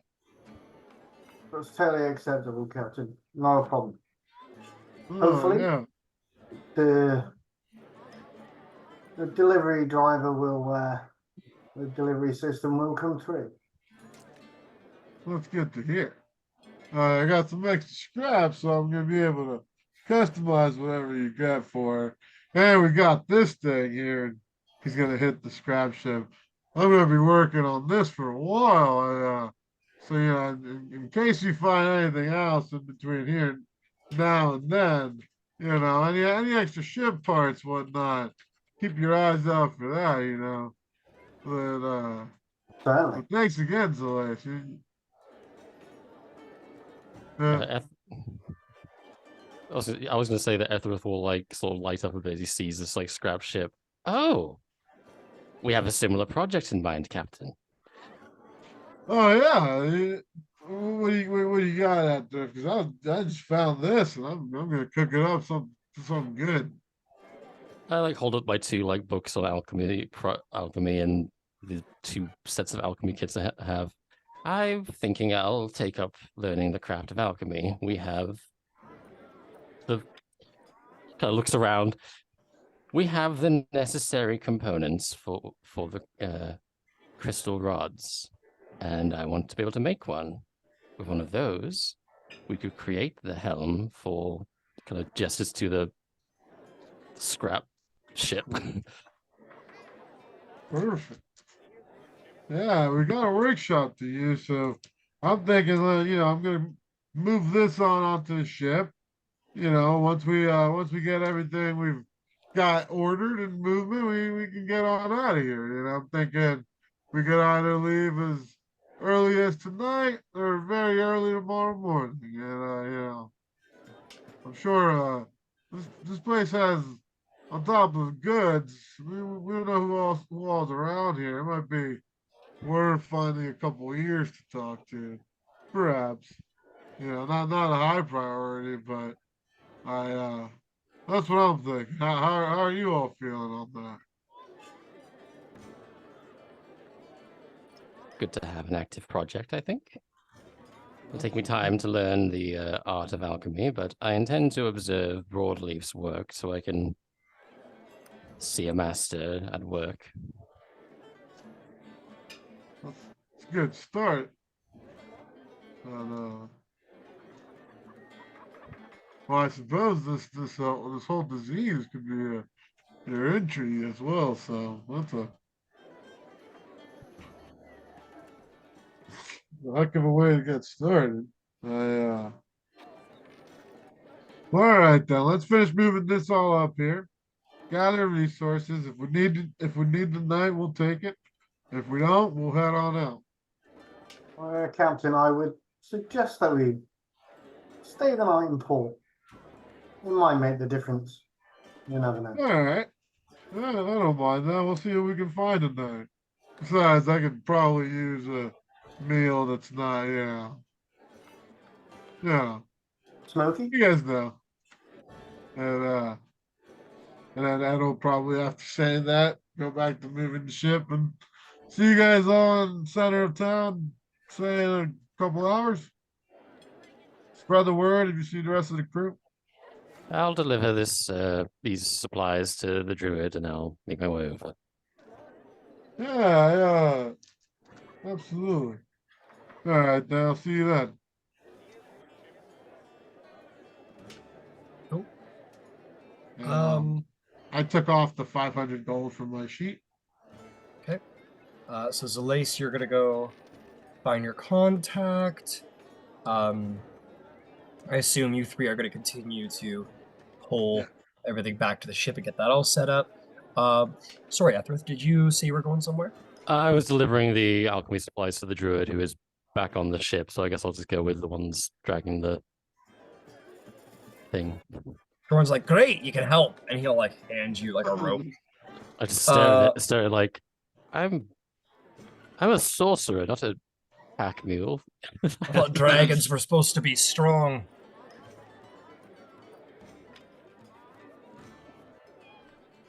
He kind of looks at you Yeah. challengingly, like he knows what he's doing. No, dragons maybe, but I am a practitioner of magic, so I work smarter. I'll cast a phantom steed. This like almost draconic, like almost as if it was made from the bones of dragons. Yeah. Sort of emerging up like in a purplish flame as if out of the underworld. This almost draconic looking skeletal horse emerges. And you can like fasten your rope to it, and suddenly things go way smoother to the point where, in fact, I think Ed, Basan, and Jorg probably actually like let their lines down for the most part, and the horse will take care of it, being of an undead constitution and all. Only lasts a minute, but it's got 100-foot speed, so it'll at least get some of the way. It only Phantom Steed it only lasts a minute. I thought it lasted like several hours. Oh no, it's an hour. Never mind, I'm reading it wrong. Not much of a steed. It fades over the course of a minute. I'm reading the wrong thing. Yeah. It's all good. It's all good. Yeah, not much of a horse if it disappears in a minute. But yeah, with the Phantom Steed, you guys easily get your way back. And Jordan's like, all right, well, I got a lot of crap I'll have to be unloading from the ship.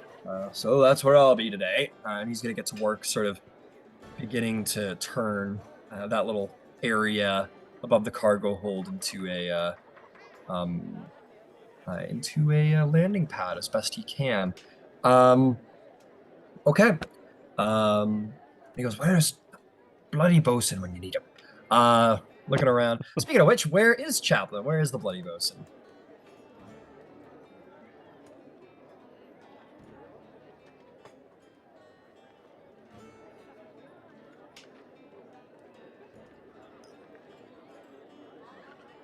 There we go. Sorry, my mouse was unresponsive. All good. He is making his way back, as a matter of fact, to the ship. So maybe he catches them along the way, or maybe he meets up with everybody once they're already back. It doesn't matter. Okay. So you just kind of come back to the ship and he goes, oh, there you are. Right. He goes, I need your help, and he'll start walking you through some of the things he had in mind, which was like largely like changing the location of the cargo hold hatch so it's not under the ship at every given time, and like just generally just kind of gets your help sort of like unloading the place. Sweet. I'll stand and take all that in, and then Chaplain will also say, "Oh, I forgot, I have something for the ship," and he'll hand over the 5 pieces of platinum. Was that what it was? Sorry. Yeah, it was 10 platinum. 10. He'll go, oh, perfect. I'll put it in the funds. Well done, Chaplain. Thank you. He'll tuck that away in the party fund, which I'll keep track of right now. 10 platinum, fuck yeah. Okay. Were you gonna? Oh yeah, you were taking it out of your personal funds. Okay, so you guys will just sort of go to work on the ship a little bit, just sort of like changing up a couple of minor things. As for, and most of you go back to the ship, the only 2 people who are still out, I think, are Zolice and Epoxy. Basan, let me check in with you though. Would you have gone back to the ship as well, and kind of like, what would you have done? Isan would have gone back to the ship. So a lot of what she's doing is trying to draw the memories of things that she thinks might be special or important because people die. And also, usually when she draws something after she's done drawing it, she'll fold it into something, like practicing her mage hand skills. So that's literally whatever she's drawn, she'll come back and do and fold. But yeah, that's what she's into right now. Fair enough. Yeah, you just practice away. Telekinetics. Very nice. Incredible. Incredible. So let me check in. So I'm just gonna finish up with you, Zalice. As you walk down the street, you do hear some murmurs about some kind of robbery. There was a break-in somewhere around. Not much more than just like passingly. And as you go find your contact, he is going to like walk out into like the alley. He'll look around and be like, you have the gold. Do you have the supplies? He'll kind of like, there's like a sharp little whistle into the back, and you see this like kid, sort of like these two kids kind of like drag out this big box and kind of leave it in the alley, and then he kind of like quickly hurries them back inside. And goes, look.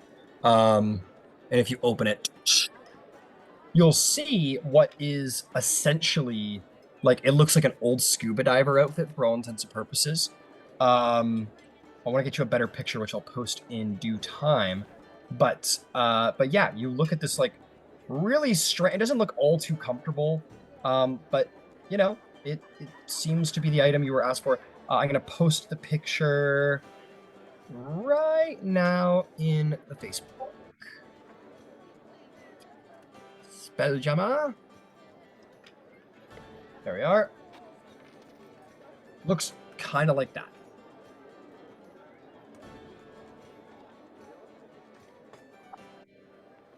Okay. So So you have the. 5 is your other 5. He'll take it quickly, stow it away. Very anxious individual. He goes, "All right, now get this off my doorstep. It's hot. See you sometime, maybe." And he'll just like hurry back inside and close the door behind him, with like a word like, "Okay, start packing," and the door will close, and that's the last thing you hear. You get the sense that this was hot enough that they're probably going to be leaving Templar for a while. So that's another mage gone. So there's 97 left in Templar. I will use my whispers and get in touch with Epoxy to find me where I am, and ask her to carry the box back to the ship. And I want to go and have a little stroll around the junkyard area if I can. Okay. When Epoxy turns up. It wouldn't be too hard. This isn't a massive settlement, but so Epoxy, you would receive this missive. Would you go?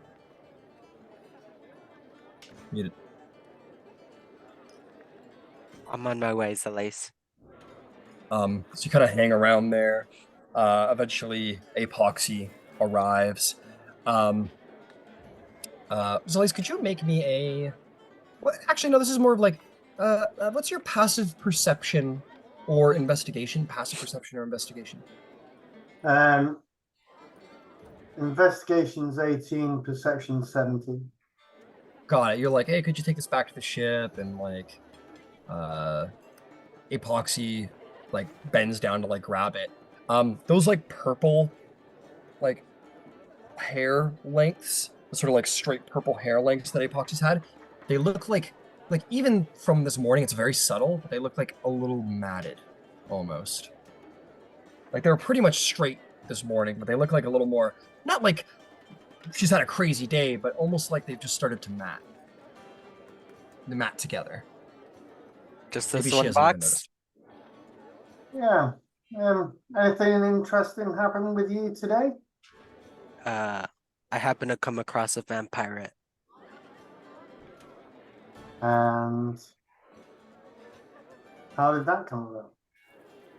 I eliminated them. Okay. At least someone will be happy. But how did it come about there, Poppy? What? How did you know it was a rare pirate? A vampire pirate? A vampire. Ooh. It is strange. They struck fear in me.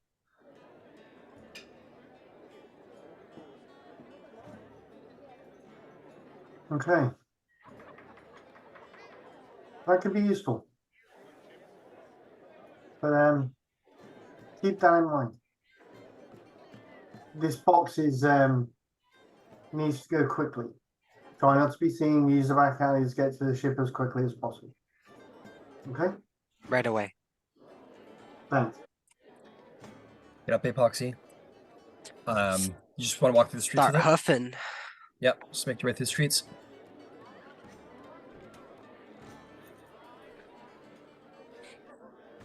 So you're just kind of walking down the streets, this big thing. One of the mages sort of like walking around, sort of like sees you, goes, excuse me. And this mage with a staff, sort of darker skinned human, walks up to you, Epoxy. It says, what do you got in the box? There's been a robbery in this area. That is none of your concern. This is my property. Make me an intimidation check. Oh no. 15. 15. Good. He goes, well, who's your captain? Where's your ship? I answer to no one but my captain. Well, okay. Well, I'll just have to follow you then. Would I hear this? Because I've still got the whispers up, so we're still linked. You're still linked, but yeah, I'll let Zalace know. There's been trouble. Someone halted me.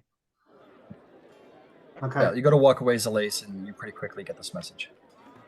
Just find a nice little back alley, and I will backtrack and try and find them.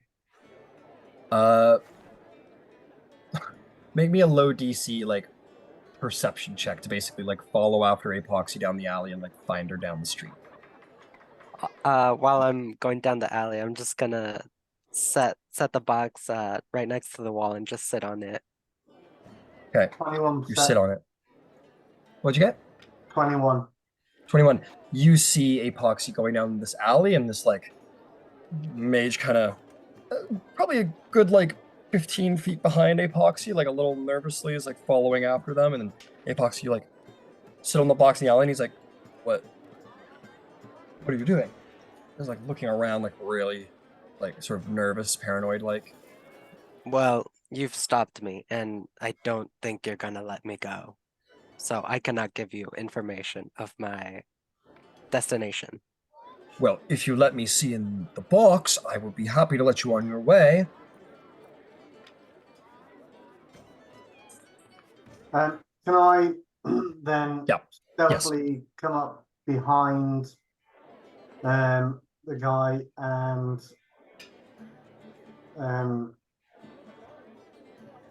murder him? Yeah, murder!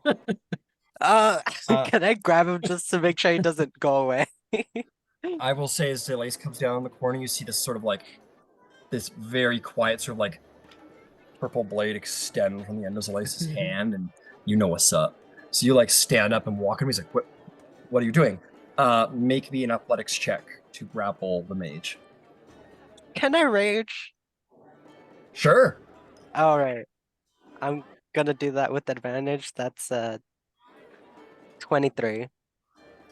He's like, wait, what are you doing? And you You're not going anywhere. like bear hug grab onto him and like whisper in his ears, like, you know, your face is like right there. You probably say something that's very scary if you wanted to. You?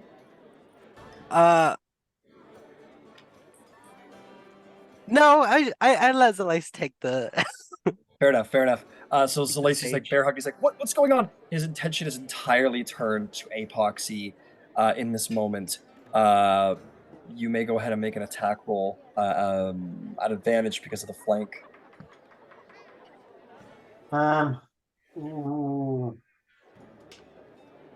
So I'm going to use a psychic blade. And then there was a 96 mages in Templar. I presume he has sneak attack. 22. Oh, yeah. Yeah, 22 hit. Most certainly will hit. Go ahead and roll damage with sneak attack.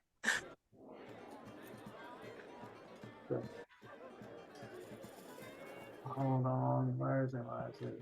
Ooh. Sneak attack. That's a lot of dice. So, hold on. That is...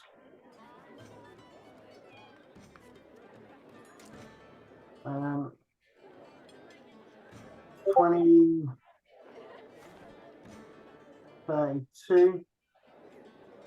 32 damage. Wow. Holy. So as you approach it with this blade, Sorry, and no, sorry, it rolled twice, so it's 20. Sorry, I didn't see it. The damage it's rolled okay. twice. 20 is So still very 20. good. Yep, 20 is still very, very good. Is there anything you would do or say or anything at all as you Destroy. go to take this guy's life? Wow. Be thankful. You're my first. Oh shoot. Oh, that's sick. I love it.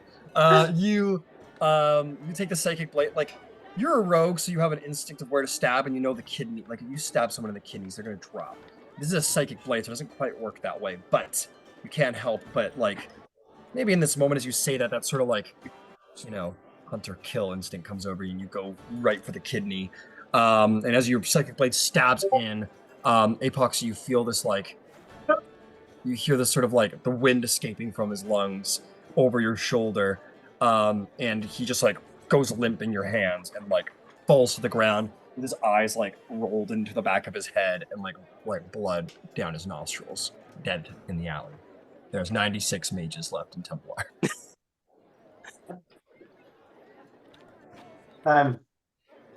Epoxy, you just quickly hide this body, get the box back, leave the staff. I'll deal with that.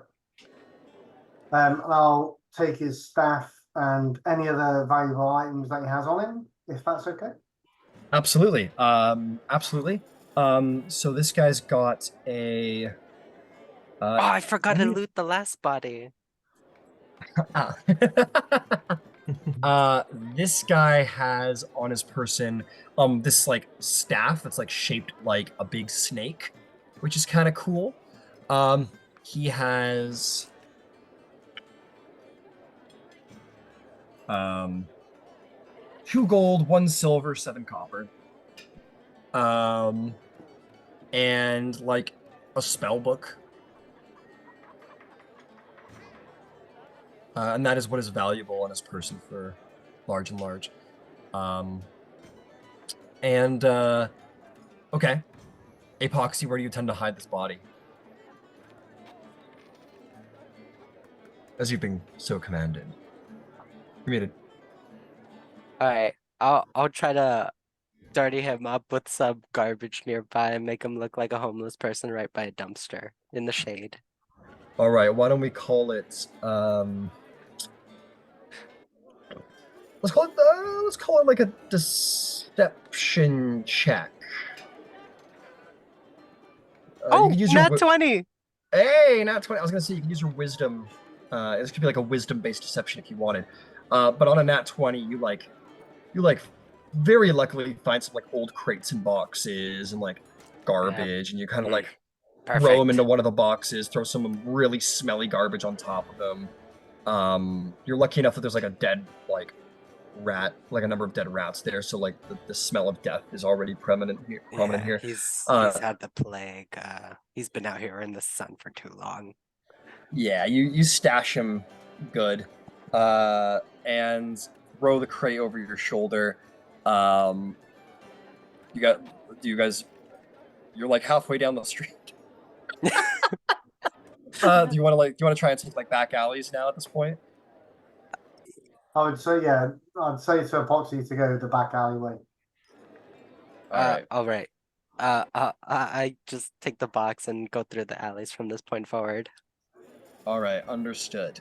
You will do so just fine. Roll me a stealth check, Epoxy. No advantage?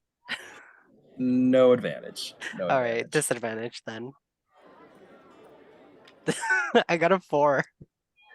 A 4. Make your way down some back alley and it's like very like Dr. Evil and Mini-Me escaping prison. You or get caught like in the wall, and there's like a couple of like homeless dudes who are just like watching you guys.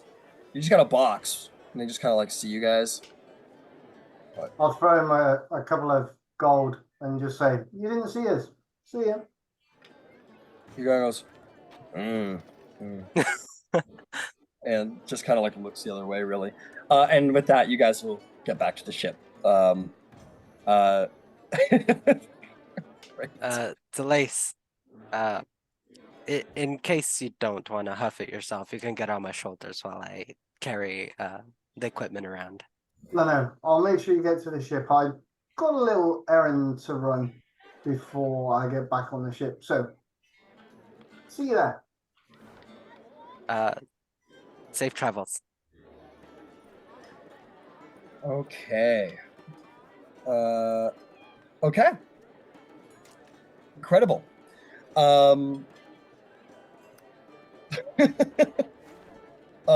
Amazing. Baphomet is somewhere in the abyss going, I love them. They're great. They're the best devotees I've ever had. I knew I made a good decision bringing them back.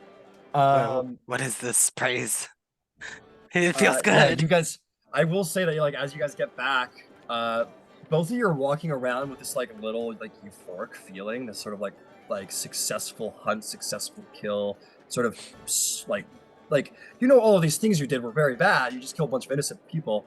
Well, one of them was innocent. Who knows what they did in life? But the point is you guys walk around with this sort of like not to be too crass, but it has this almost like post-orgasm glow a little bit. Like you're just feeling a little euphoric and a little like, yeah, like you like it's more like dangerous feeling than like happy feeling. Like you feel dangerous and it feels good. You guys It's the rush for adrenaline. Exactly. You guys are just coming down off of this like euphoric rush after like a great excitement. Okay. So as the day passes and the sun's going down on Templar, you have, many of you have achieved your ends. I'm going to say, Captain Ed, that Jordan will tell you that you guys have earned like an extra, like, I'll say 2 gold. Like he managed to scrape 2 gold out of the empty boxes and old shelves that he cleared out of the cargo bay. So we'll add that to the I'll just go add that to the fund right now, the party fund. And you guys load up the scrap into that space. He goes, all right, well, here it is, Captain. Just remember that loading into the ship is going to be a little more tight from now on, because this is the cargo bay and all of that.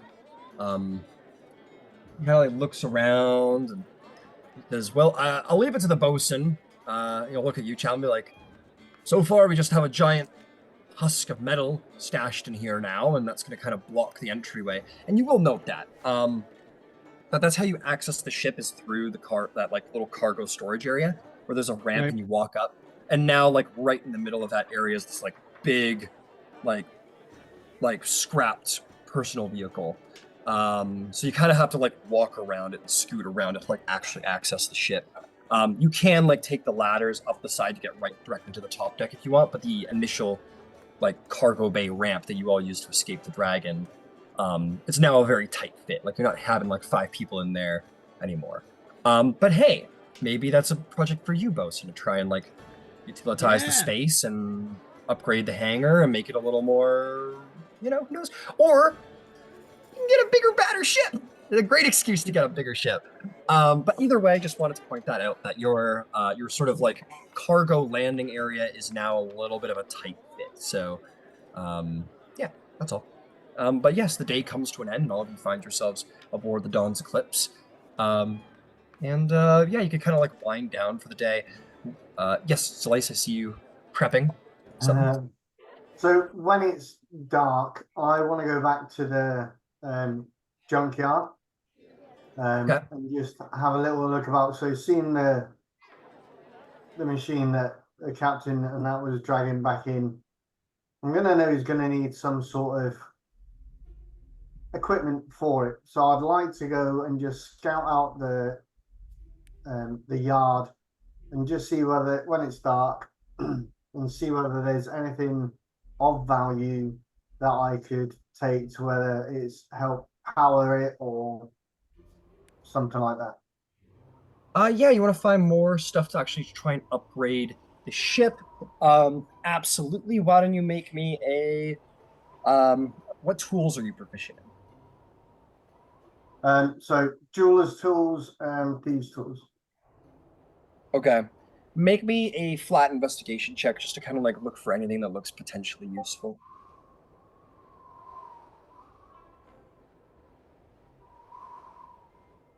16. 16. You're not really sure what you're looking for. Like, you're not a shipwright, you're not a smith, you're not like a tinkerer, you're none of these things, but you're doing your best. You like think about things you've seen on a lot of ships. Ships need wings, and they need like like their hull and a spelljammer, and so you're kind of like or spelljammer helm, and you kind of try and find. So I'll say that like you basically get like a number of like sheets of like metal. You get like a couple pieces of sheet that you could kind of like drag back on like a little like makeshift sled or whatever. Just for like possible armor or patch pieces for the ship. And yeah, you get a couple of like sheets of like scrap metal, sheets of scrap metal to like help out with reconstruction. So yeah, you find a couple of things. Okay. Cool. Yep, that's it. Fantastic. Anybody else have any late evening things as the whole party comes together? Yes, Ethra. When Epoxy got back on the ship, were they just covered in blood? Well, no, for two reasons. The first entity was undead and didn't Yeah. have like blood, like had blood, but it was like Yeah, yeah, yeah, yeah. dark coagulated stuff. And then the second one was killed by a psychic blade, which doesn't actually produce blood. Ah, So no, these two come back on the ship and look like they've none just the been wiser. having the Very, nicest, very easiest day. clever. Yep. That's the thing with that psi knife is no evidence left behind. Very cool. Very Which is, I cool. mean, the only thing I want to say is like give the druid the alchemy kit, and then like, so I have these books. I would like to observe you at work, Mr. Broadleaf. I I am greatly yes. interested in the artisanal craft of the alchemical arts. 'Tis nothing better than to have company when reading such antidotes and balms for beautiful beasts as these. By every mean, help, and I will help thee. And he will be more than happy. He seems like, as much as he's kind of hidden himself on like a grassy planet with some beasts, he's a very extroverted individual, very much happy to have the company and to teach, especially. And yeah, he's more than happy to sort of walk you through things and be like, oh, like this is an alembic, and he'll like tell you all the different parts and walk you through it. He'll have you do many of like the simpler parts and tell you what he's doing. He'll explain his progress, especially when it comes to the Kindori fluid. He's like, the important part of any remedy is to have a portion of what is origin. We try to heal Kindori, we need Kindori to heal Kindori, and thus to save the creature, the disease is what we need as well. And we'll speak on this, and will sort of relay to you that he's probably believing that at a certain point you guys are going to need to find like plague infected Kindori to actually like get some of that ichor, get some of that actual like active incubated disease to work with. He says, and he'll just kind of talk you through it, and you guys can like work on some alchemy, and he'll be happy to teach you. I'll say, I'll give you like 4 hours. I'll give you 4 hours of learning in alchemy from your quote unquote Cool. tutor and your primers into your downtime in the last 2 hours of the day. Cool. Is there anybody else who has stuff they want to do aboard the ship, or do we want to get a long rest? Yes, Epoxy. I'm gonna start cleaning up the excrement from all the animals. Very cool. Epoxy does their good deed of the day. Speaking of good deeds, Epoxy, you're already evil alignment, yeah? Yeah, cool. Zalace, where are you at? As far as Huh? good, neutral, and evil goes, where are you at alignment wise? Neutral good. Ha! Not anymore. Not anymore. You're No. I'm gonna say you are true neutral. I don't go a full 2 steps on the alignment chart, so you're true neutral now. Making your way down. Um, okay. I mean, I could help with that, but you're gonna have to stop murdering at some point. It feels good. you don't worry about it. It feels great. It feels good.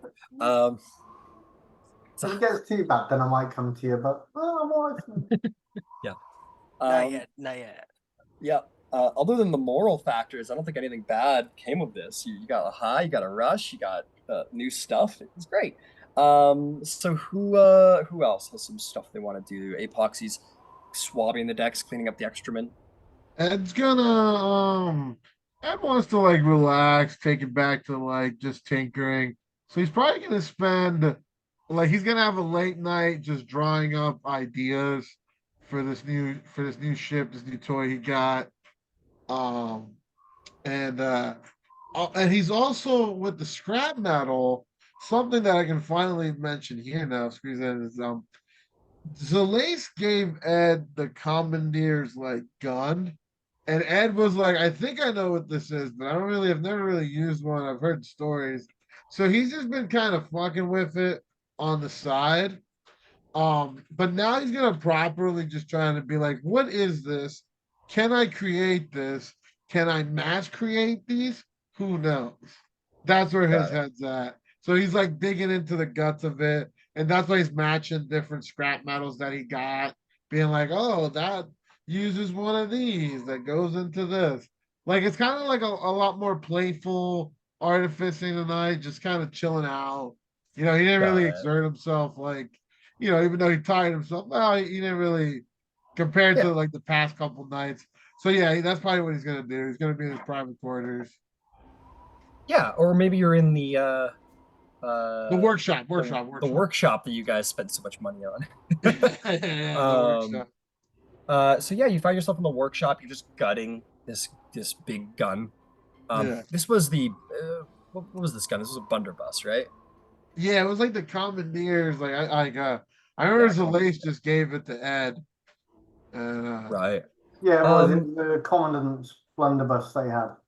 And they Blunderbuss, gave that's some right. ammo as well. Ed, make me well, I assume you're not proficient in firearms. I am. It says optional rule at DM's discretion, firearms on my weapons. I think it's like with artificers, it kind of just comes there. Yeah, I'll leave it up to you. Because this is very much a setting where firearms are prevalent.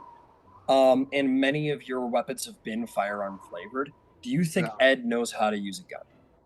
I would say he does, because his family was exposed to that type of stuff, but he's never outright built one. Like, you Yeah. know, it much of it comes from like the closest to building one is his arcane firearm that he's built, which is more of a, you know, like a spell focus, but it does have the idea of a gun. This is the first time where he's looked at it as a product that he can, maybe pawn off to a Hoisin pal. Maybe he can arm nations with this. He doesn't know. He is trying to plan to take down a big bad, so he's thinking ideas. Might as Um, well. We have good uh, morals in this group. Might as well add gun running to it. sure. So I'm gonna have you make a couple checks for me. The first of which is, I want you to make me a history check about firearms in wild space, See. in realm Uh, space specifically. That is a 17 plus 4 for a 21. 21. There is an establishment on the Rock of Brawl that does like it's like an armory basically, and it does firearms as well. And they actually actively try and supply like civilizations that have not yet discovered firearms. Like they actively go find like like undeveloped civilization, or not undeveloped but underdeveloped civilizations, and like bring them the secrets of how to use a firearm, or not how to make them, but like here's a firearm, and they literally try and, because let's be honest, anyone selling a firearm, your best customer is someone who's never seen one. Um, so they actively try and supply people with firearms on the Rock Brawl. The second is that large and large, as you clearly observed, the great experts of firearm creation, innovation, and use are the GIF race, the big hippo race. Obviously, the commandant was there. You saw their ship fire one of those humongous cannonballs. If you wanted to learn more about firearms and gunpowder, you might want to go find yourself some like true to heart GIF, and maybe they might be willing to tell you a little more. And that could For go a long sure. way maybe for your ship too. They say dwarves are really or some races of dwarves are into gunpowder as well, but it's the GIFs. It's the GIF that are really, really big into it. But anyway, the second one I'll have you do is you're sort of dissecting it. Make me a tinker's check. Make me an intelligence tinker's check to try and Okay. like reverse engineer this thing. So that is that 20. Nat 20. My man, 27 total. you spend the evening, you kind of put like a sock on the door or something so everyone leaves you alone. And and like close the curtains and just kind of like have you some you time, no captain stuff. And you just work away and you like fully take apart the entire thing. You take notes. You spend a couple of hours in here. I imagine like the classical music is going somehow. There's no music, but whatever. Maybe you hired a guy for the day to like sit in the corner and play some music for you. And you're like drinking like a little drink, some whiskey, and you're like just having yourself a time. You completely take apart, dissect every screw, bolt, and spring, and write it all down on a separate piece of paper. And after like several hours, um, you've fully taken it apart, wrote in your blueprints, and kind of like rub your hands together and start like reassembling it. And what I will say is by the end of the evening, you have a thorough understanding of how a blunderbuss works, how to take it apart, how to clean it, how to put it back together. To build one is going to take a little while longer because there's very specific measurements, like the barrel and so on and so forth. But you know how to take apart and put together a blunderbuss, and like you really understand the internals of how it works and how you really understand it. Manufacturing it, that'll require a little more, but you do understand the blunderbuss very thoroughly now at this point. Perfect. Uh, Closer to creating the Quattridge gun to change everything. uh, so we have two followers of Baphomet, the Lord of Hunters. We have the captain who is preparing to like create an arms race. All for all intents and purposes. Etherith, who is serving the very morally loose god of witchcraft. Chaplain and Basan, what'll it be for you? We'll find out. But in the meantime, if there's nothing else on the ship this evening, Yeah. yes, Chaplain, please go ahead. It doesn't we'll have come to back be to you, this Slace. evening. Oh, okay, sure. Yeah. Zalace? Well, just when we have What? downtime on the ship. Yeah, sure. There's a little bit of downtime this evening. It's only like a couple hours, but if you wanted to do something there. I'll probably just at first spend some time kind of looking at and trying to figure out an alternative for our uh, recently crowded cargo hold area. Oh, okay, cool. Why don't you make me well, let me ask you. Do you have any personal ideas? So I'm gonna I start don't working on yet. it. Okay, nothing yet. Did you want to roll for like me to throw some ideas your way, or what Yeah, would we you can like do to that. get? We can do Okay, that. We're in the brainstorming stage, but I'm happy to roll for brainstorming. sure, roll some brainstorming and maybe I'll try and like give you some ideas. What am I rolling? Oh, sorry. Roll me like because you're a bosun. Roll me a because you're looking at this from a bosun's perspective. Let's call it an intelligence-based or wisdom. I'll give you either or intelligence or wisdom. Carpenter's tools check, so a proficient check for you. Oh yeah. All right. All right. I'm gonna go ahead and take the wisdom version of that then. For 22. For 22, that is very good. Um, you look around the space, and just to like fully give you a measure of it, because I only need a half a moment more to really fully get her done. Uh, just toss an old sort of yeah. So as you can imagine, the space is pretty full with this thing here. I imagine like the entryway's actually been like moved up to here. It's getting very tight um, in that hold. So you're looking around, and people are basically like Ooh. literally climbing over top of the scrap to get through Yeah. to the rest of the ship. Can I Um, build an archway over top of it? an archway. You want to like create like a bridge? Yeah. Yeah, sure. You want to? You can certainly try. Go ahead and roll me a. Uh, well, I'll say that you got wood scraps around here to make that possible. So why don't you just go ahead and roll me a strength based. Uh, what skill do you think would be appropriate here, Chaplain, for you? Well, I guess if we use the wisdom for the design of it, then I'm fine with strength based after that. Okay, sure. Yeah, do strength because you've like thought it out and now you're trying to apply it. So yeah, absolutely. All right. Strength based, what do we carpenter's tools Yeah, so you'll be proficient in the check. So with proficient strength. proficiency? Okay. Sounds Yeah. good. Uh, oh, 22 again. I'm good at this part. There you go, 22. Uh, it's like the end of the evening, and then you're like, I'm having the best time. There's no one's gonna disturb me. I'm just gonna work away, and then you suddenly hear from directly beneath your feet, and that will go on all night. So for the next like 2 to 4 hours, Chapel will just be banging away in the cargo hold to where everyone's like, oh. And Chaplain, you build like almost comically, like the ramp just kind of like keeps going and just like arcs right over top of the scrap and like lands on the other side like a fucking rainbow. Yeah. Um uh and like you guys will notice as you come into the hold, it's just like this it's good for like the sake of like um so it's basically like a scaffolding like walkway over top of it.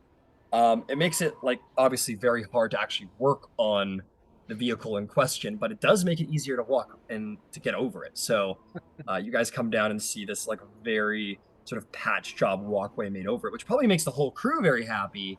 I mean, mind you, as you go up and over, you got like duck right under, like almost crawl underneath the roof of the actual um top of the hold. But now it's like, Ed, it's very hard it's gonna be very hard to work on this ship with this like makeshift bridge over top of it. Like you can work on the front and the back, but like getting into the actual thing, you're gonna have to tear down the bridge. So in true Chaplain function, he makes it's a prank unto itself. Well done, Chaplain. You can go ahead and take inspiration. I feel like that was Thank a you. very gnarl glitter gold solution. Um, Incredible. Gnarl's up there like, this guy's great. I love him. Incredible. Yeah, Basan, you said you were just working away. Zalisa, I heard something from you. Yeah, so two quick things. One, I'll put the chest in the captain's quarters, so it's there for when he goes back and he sees that he's got his little gift. And then when Chaplin's finished destroying or creating havoc in the ship, I'm gonna see if he will identify if he's capable of doing that today, if he has it available. Okay. Ed, as you finish up with your blunderbuss stuff and you leave, having this like little artificer glow, Zalisa will come up to you with this request. What was that again, Zalise? No, I was going to ask Chaplin if he could identify. My apologies. Then yes, you approach Chaplin, and Chaplin, yes, you get this request as you finish your little bridge.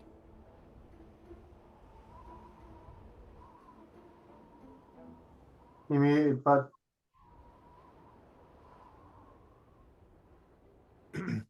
Identify. And he starts thinking, and he kind of sounds like almost under his breath speaks a few words to himself. And after a few moments, he's like, I'm sorry, I don't think I really know how to do that yet. All right. Okay. Do you know anybody on the ship that can? What are we trying to identify? I have a staff that I think, might be useful for somebody, but I don't know. I need to find out what it is so I can decide on who to give it to. It's like a little gift. Oh, yeah. That seems more along the lines of arcane type things. I would imagine that Ethereth might have a better idea about that sort of thing than I do. Yeah, I thought you were going to say that. Okay. Yeah, thanks. And then I'll go and find Ethereth if I can, please, and see if he's capable. It is a small ship. You will easily find Ethereth. I want to witness this interaction. So as soon as the lace leaves, I would like to use invisibility and follow. Okay, use invisibility. You will follow along. Maybe a stealth check, Chaplin. Yep. Natural invisibility one. will With advantage? honestly. Yeah, with advantage for invisibility. Oh, okay, with advantage. Yeah, invisibility's advantage. 16. 16. All right. Any passives above 16 will catch him, but yeah? No. You have passive perception above 16? Very cool. 17. Sorry, what was it? My passive perception is 17. Oh, okay, yeah. So you hear the little like tippy taps of like clip, clip, clip. I imagine Chaplin, you think you're very funny, so invisibly like Zalace right here, and you're like, Yeah. right behind him. And Zalace, you like kind of pick up that he's following. Can I just stealthily drop some ball bearings in the hallway as he's walking down? Yeah, you like take a sharp corner, or like, oh yeah, you like get to the top of the ladder, and like maybe like close the flap on his head, pretending that you don't know that he's there. And there's like a little like, and then you kind of like drop some ball bearings and like walk away. Chaplin, as you like get to the top of the ladder, I believe it's a dexterity saving throw. Yeah, sounds good. A 2. Perfect. You like get up to the top and you pull yourself up and you look around and you go to walk and you go, and you like fall into the hole, like back down to the bottom deck and like all the way down to the ground. You're gonna take 3 points of bludgeoning damage and be prone in the hold. And then a bunch of ball bearings just like fall, like just like sort of fall on you from above. Totally giggling out loud the entire time now. Absolutely. You can roll a con save if you want to see if you're still invisible or not for concentration, but oh no, I'd let it drop after that. All right, you hit the ground. It's so funny. You lose concentration. You're sort of giggling. And at that point, Zalace, you, having successfully pranked the prankster, you make your way and you find Etheric. So I'll Etheric, Oh, Zlace, how can I help you? Excuse the mess. He's got like up to like his hands and just like Kidori fluid from earlier. I haven't Ew. cleaned off yet. nice. So I've acquired a couple of things. And I Oh. noticed earlier that you may have been a little disappointed that I tried to do the right thing. So I come bearing some gifts. I have this staff, which looks like a snake. Maybe that could be for you, if you want to identify it. And I also have a spell book. Didn't know whether you needed one or know someone that does. But I don't know what they are. So before I decide on who they are going to be bequeathed to, can you identify them? Do you know? I can certainly give it my best shot. How did you come to acquire these things? Well, if I told you this sort of thing, it wouldn't be a secret. And my secrets are very secret. Secrets within secrets. Interesting, says the druid. Hi. Hi. Well, fine then. Keep your secrets, but let's have a look at these things then. Incredible. Make me a Arcana check. See if you've. Do you have Identify? I don't have Identify, but I do have Arcana, which would be Yeah, 16. make me an Arcana check. 16. 16? Yeah, you know what this is. This is a magic item known as the Staff of the Adder. Essentially, what it does is that it turns into a snake. I'll be more specific about that.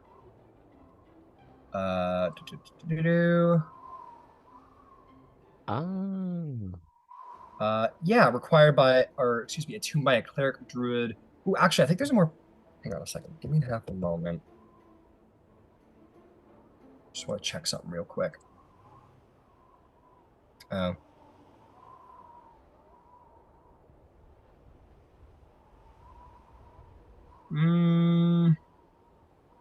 I'm going to very quickly change my mind. This is not a Staff of the Adder. This is Staff of the Python. There we are. Which is very similar. Attuned by a cleric, druid, or warlock. Basically, you speak the command word, which you will need to use the identify spell to figure out what that command word is somewhere along the line. But basically, when you say it, you throw it on the ground in front of you, and it turns into a giant constrictor snake that you can mentally command, and it becomes your ally. If the snake dies, it reverts to its staff form, and it remains a snake for, I think, like, as long as you want. Oh, So yeah, that's Staff of so the Pathfinder. cool. Well, I think out of all present company, this staff is only really usable by Chaplain, and I think it's almost quite fitting. He does love his animals. It is a staff of the Python. It transforms into a big snake. Good. I wanted to give Chaplin a present. What about the book? The book. It's a spell book. I gotta find out what exactly its contents are, but it's a wizard spell book, and it's filled with a number of spells, probably up around to the 3rd level. Point being, as like nobody here can really utilize it. I mean, you could copy spells out of it to create spell scrolls if you're proficient with Arcana, but you could sell it for a pretty penny. Wizard spell books go for decent money. Yeah, oh, that's fine. I'll put that in my my bag, and I will give I'll go back and find Chaplin, give him the staff, say there's a nice little present for you. And the last thing I want to do is I have a I picked up a holy symbol from Lunar Bow. Bloody hell, I can't talk. I want to just slip into Bason's room and leave that on a bed. Okay. Fantastic. You will do so. And Basan, if you're present at some point this evening when you find your way back to your hammock, as nobody has individual rooms here, but you all do have hammocks. You will sort of go to lay in your hammock and something hard will sort of press against your back, and you will find a recognizable star-shaped holy amulet with just a little bit of coagulated blood on it. And I imagine you'll know what this is. It very much sort of brings forth a memory for you of, the confident, kind, and daring captain you once served under for a very long time. He cleans it up, puts it on.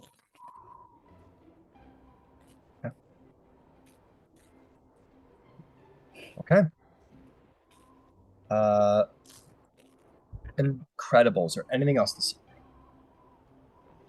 Did we decided definitely Python, not adder on that? Python for sure. Python for Okay. sure. Thank you. No problem. Thank Sorry for the you. confusion there. And upon receiving it, by the way, Zelace, Chaplain will be actually very gleeful before he even has any idea what he does. And then he'll be like, what's this do? And if you give him the opportunity to try it without telling him, he'll definitely throw it down and unleash a giant python in the middle of the floor. And then to be clear, this is a giant python. This is huge. This is like the fucking basilisk from Harry Potter. This huge python. It appears. fantastic. This thing is great. I wish we would have had this when we met the dragon. It would have been nice. Anyway, enjoy. And by the way, don't try and sneak on a sneaker. Doesn't work. And he definitely giggles and pats you on the shoulder. Incredible. Sweet. So you have obtained that. Basan, I want you to make me would you care to roll a religion check to see what symbol, what this holy symbol is meant to represent, which god Lunar Bow prayed to? I would love to. Got it. Go for it. If they don't trust that dice, I'm using a different one. Oh, that was a good shot. Okay. Religion isn't going to be much. I think this is going to be a 16 total. Oh, hey, all right, 17 total. 17. You have to scratch your brain a little bit for it. And I think this is more about like recalling what Lunarbo said, like all those, like said it at some point a long time ago. This is a lesser known god amongst the Seldarine. This is a lesser elven god known as Arlith Lethernel, which is the elven god of twilight, starlight, the sun, the moon, and the stars. And he is considered to be a white-robed wanderer of sorts, and is sort of like a god of wonder and starlight, and that's the god that's your captain sort of prayed to. You might have expected Corlon, or maybe even Sehanine, or a war god even perhaps, but no, just sort of this simple, lesser known god of sort of wonder in the stars. Oh, wow. I actually think that she'll probably take, if there's any downtime, if there's an hour or whatever before bedtime, and just try to meditate again. Usually she has to fold things or do something to control her, to still her mind, but I think that she's got something to kind of focus on. Got it. So, yeah. Absolutely. Arleth Letharnil, the Twilight Rider, is the name of this god. And I posted in the Zoom chat. You sit, you focus, you pray. Give me a wisdom, a religion-based wisdom check. Or you know what? Because this is more meditation than prayer. Make me just like a flat wisdom check, and I'll give you advantage. Thank you. Yeah.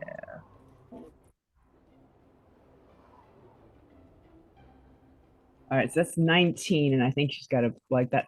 Her dice is rolling better today. Yes, so 21. It's very good. The hammering bangs of Chaplin's hammer ceases finally, and you are able to focus in a little bit more on your meditations. You take the moment where everyone's kind of out doing their own thing, and you have a very rare private moment on the ship, as they do not come often. But you sit on like a little pillow and sort of come in quietly. Um, you sort of quiet your mind and connect to the astral sea, and you know that you know Lunar Bow had a connection to the astral sea, much like the gift do, and probably you two related to that on some part and portion. But what's important and maybe changes up your perspective now is that, whereas yours is like a connection of like learning and power and yeah, pretty much at the end of the day, your want and connection to the astral sea has been for the sake of psionic power, for understanding and knowledge and wisdom and like personal gain. And as you like take this moment to sort of pray and focus on Lunarbow, you sort of remember how he was.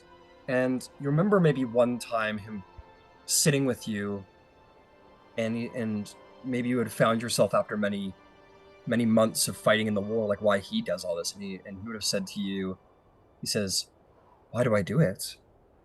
Look around you, Basson. Look at the stars. Look at the color, the moon. The astral sea is an unending painting wonder. It feeds my heart merely to look out the window. I would do whatever I need to be able to see this sight every day. There's nowhere I'd rather be than on the deck of a ship." And it fills you with something different in this moment of meditation. Not about gain, not about power, not about exercise or even knowledge and understanding. You take the moment to focus on wonder. And maybe remember something you forgot from when you were very young is that first time you saw wild space. You saw the silver stars and the moons and the planets circling around themselves like a great dance, a great tapestry of art. And you focus on just the pure, wondrous, artistic beauty of the astral sea that Lunarbow saw every day in his golden, starry eyes. And you feel very close to him at this moment, like he's there with you. And it's maybe, as I feel like Basson is a very like high-strung, very like orderly, very sort of like high expectation of themselves individual, you find maybe what you haven't found in a long time is this ability to just like almost let a breath out fully and entirely, fully empty your lungs in a peaceful way and enjoy just beauty for what it is and not for gain, just for what it is. And you have been doing that, as you realize, with your art. And maybe Lunarbow isn't so far away, even in death.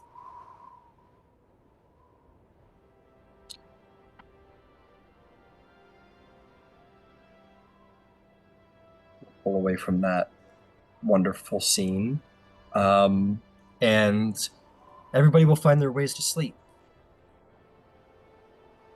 We are going to come to a moment of rest that is perhaps a little bit more dark.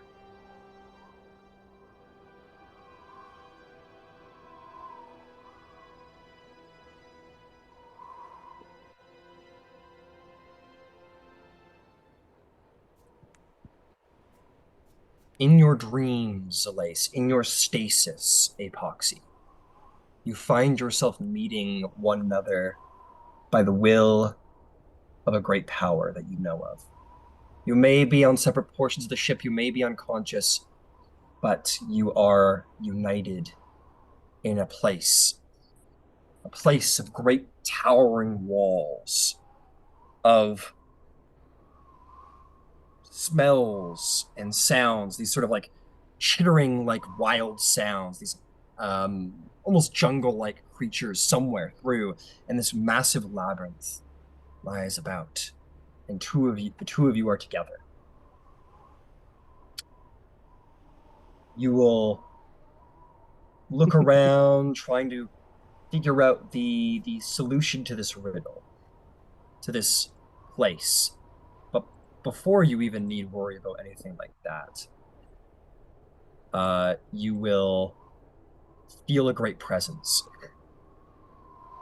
Massive horns, wild and spined, from the head of this goat-like skull with burning red coals in its eyes, stands Goliath over the scene, up above the open roof of this labyrinth. The great furry bestial creature, seeming half dead, half alive, makes its mighty arms like more than tree trunks, like the arms to fell mountains and choke the life out of any beast. Sort of like leans in, and you hear these words playing. I with your devotion. You have hunted and slain, and felt the rush of the predator, and made prey many strong. It is to you two I grant you a great boon, for no longer will you become lost in the wood. You need not fear the path behind, but only the hunt ahead. No labyrinth will hide you. No labyrinth will fool you. Never again shall you feel lost in the woods. Both of you are going to gain 2 boon-like features Oh to my seal goodness. yourselves as devotees of Baphomet. You will gain the abilities of Labyrinth Recall, or Labyrinthian Recall, which means that you can perfectly recall any path you have ever traveled. I read that. That is That is sick. And he will say, I have granted much, and you have brought many souls to my hunting grounds, and I am quite pleased. It is time for war. In the days ahead, in the moments before, I will wish to see which of you is the better hunter, is the greater predator. For you two, in the days ahead, look for my sign. Look for the symbol of Baphomet, the Horde King. And there you shall find relics, 2, to be worn by each. And with these shall come the great competition.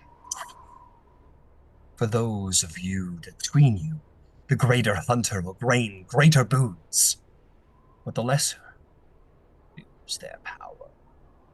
It will be competition to see which of you is more worthy, who is the packmaster.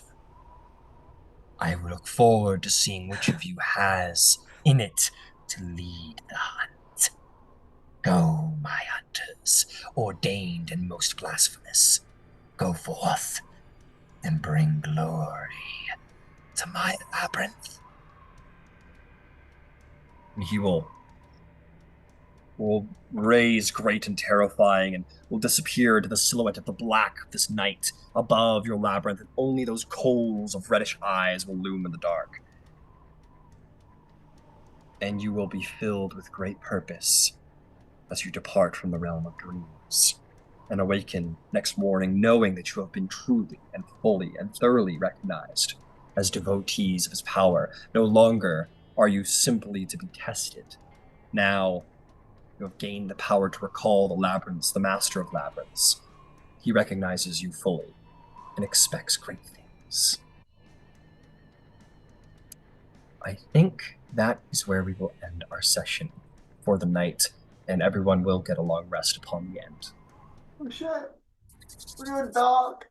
That was awesome. Awesome. And perfect timing for me. 'Cause I got Wow. two. Baphomet is pleased. See, spread the word. This is what you get when you go in for the evil shit. Baphomet's I'm pleased. gonna take an apprentice. Hecate is pleased.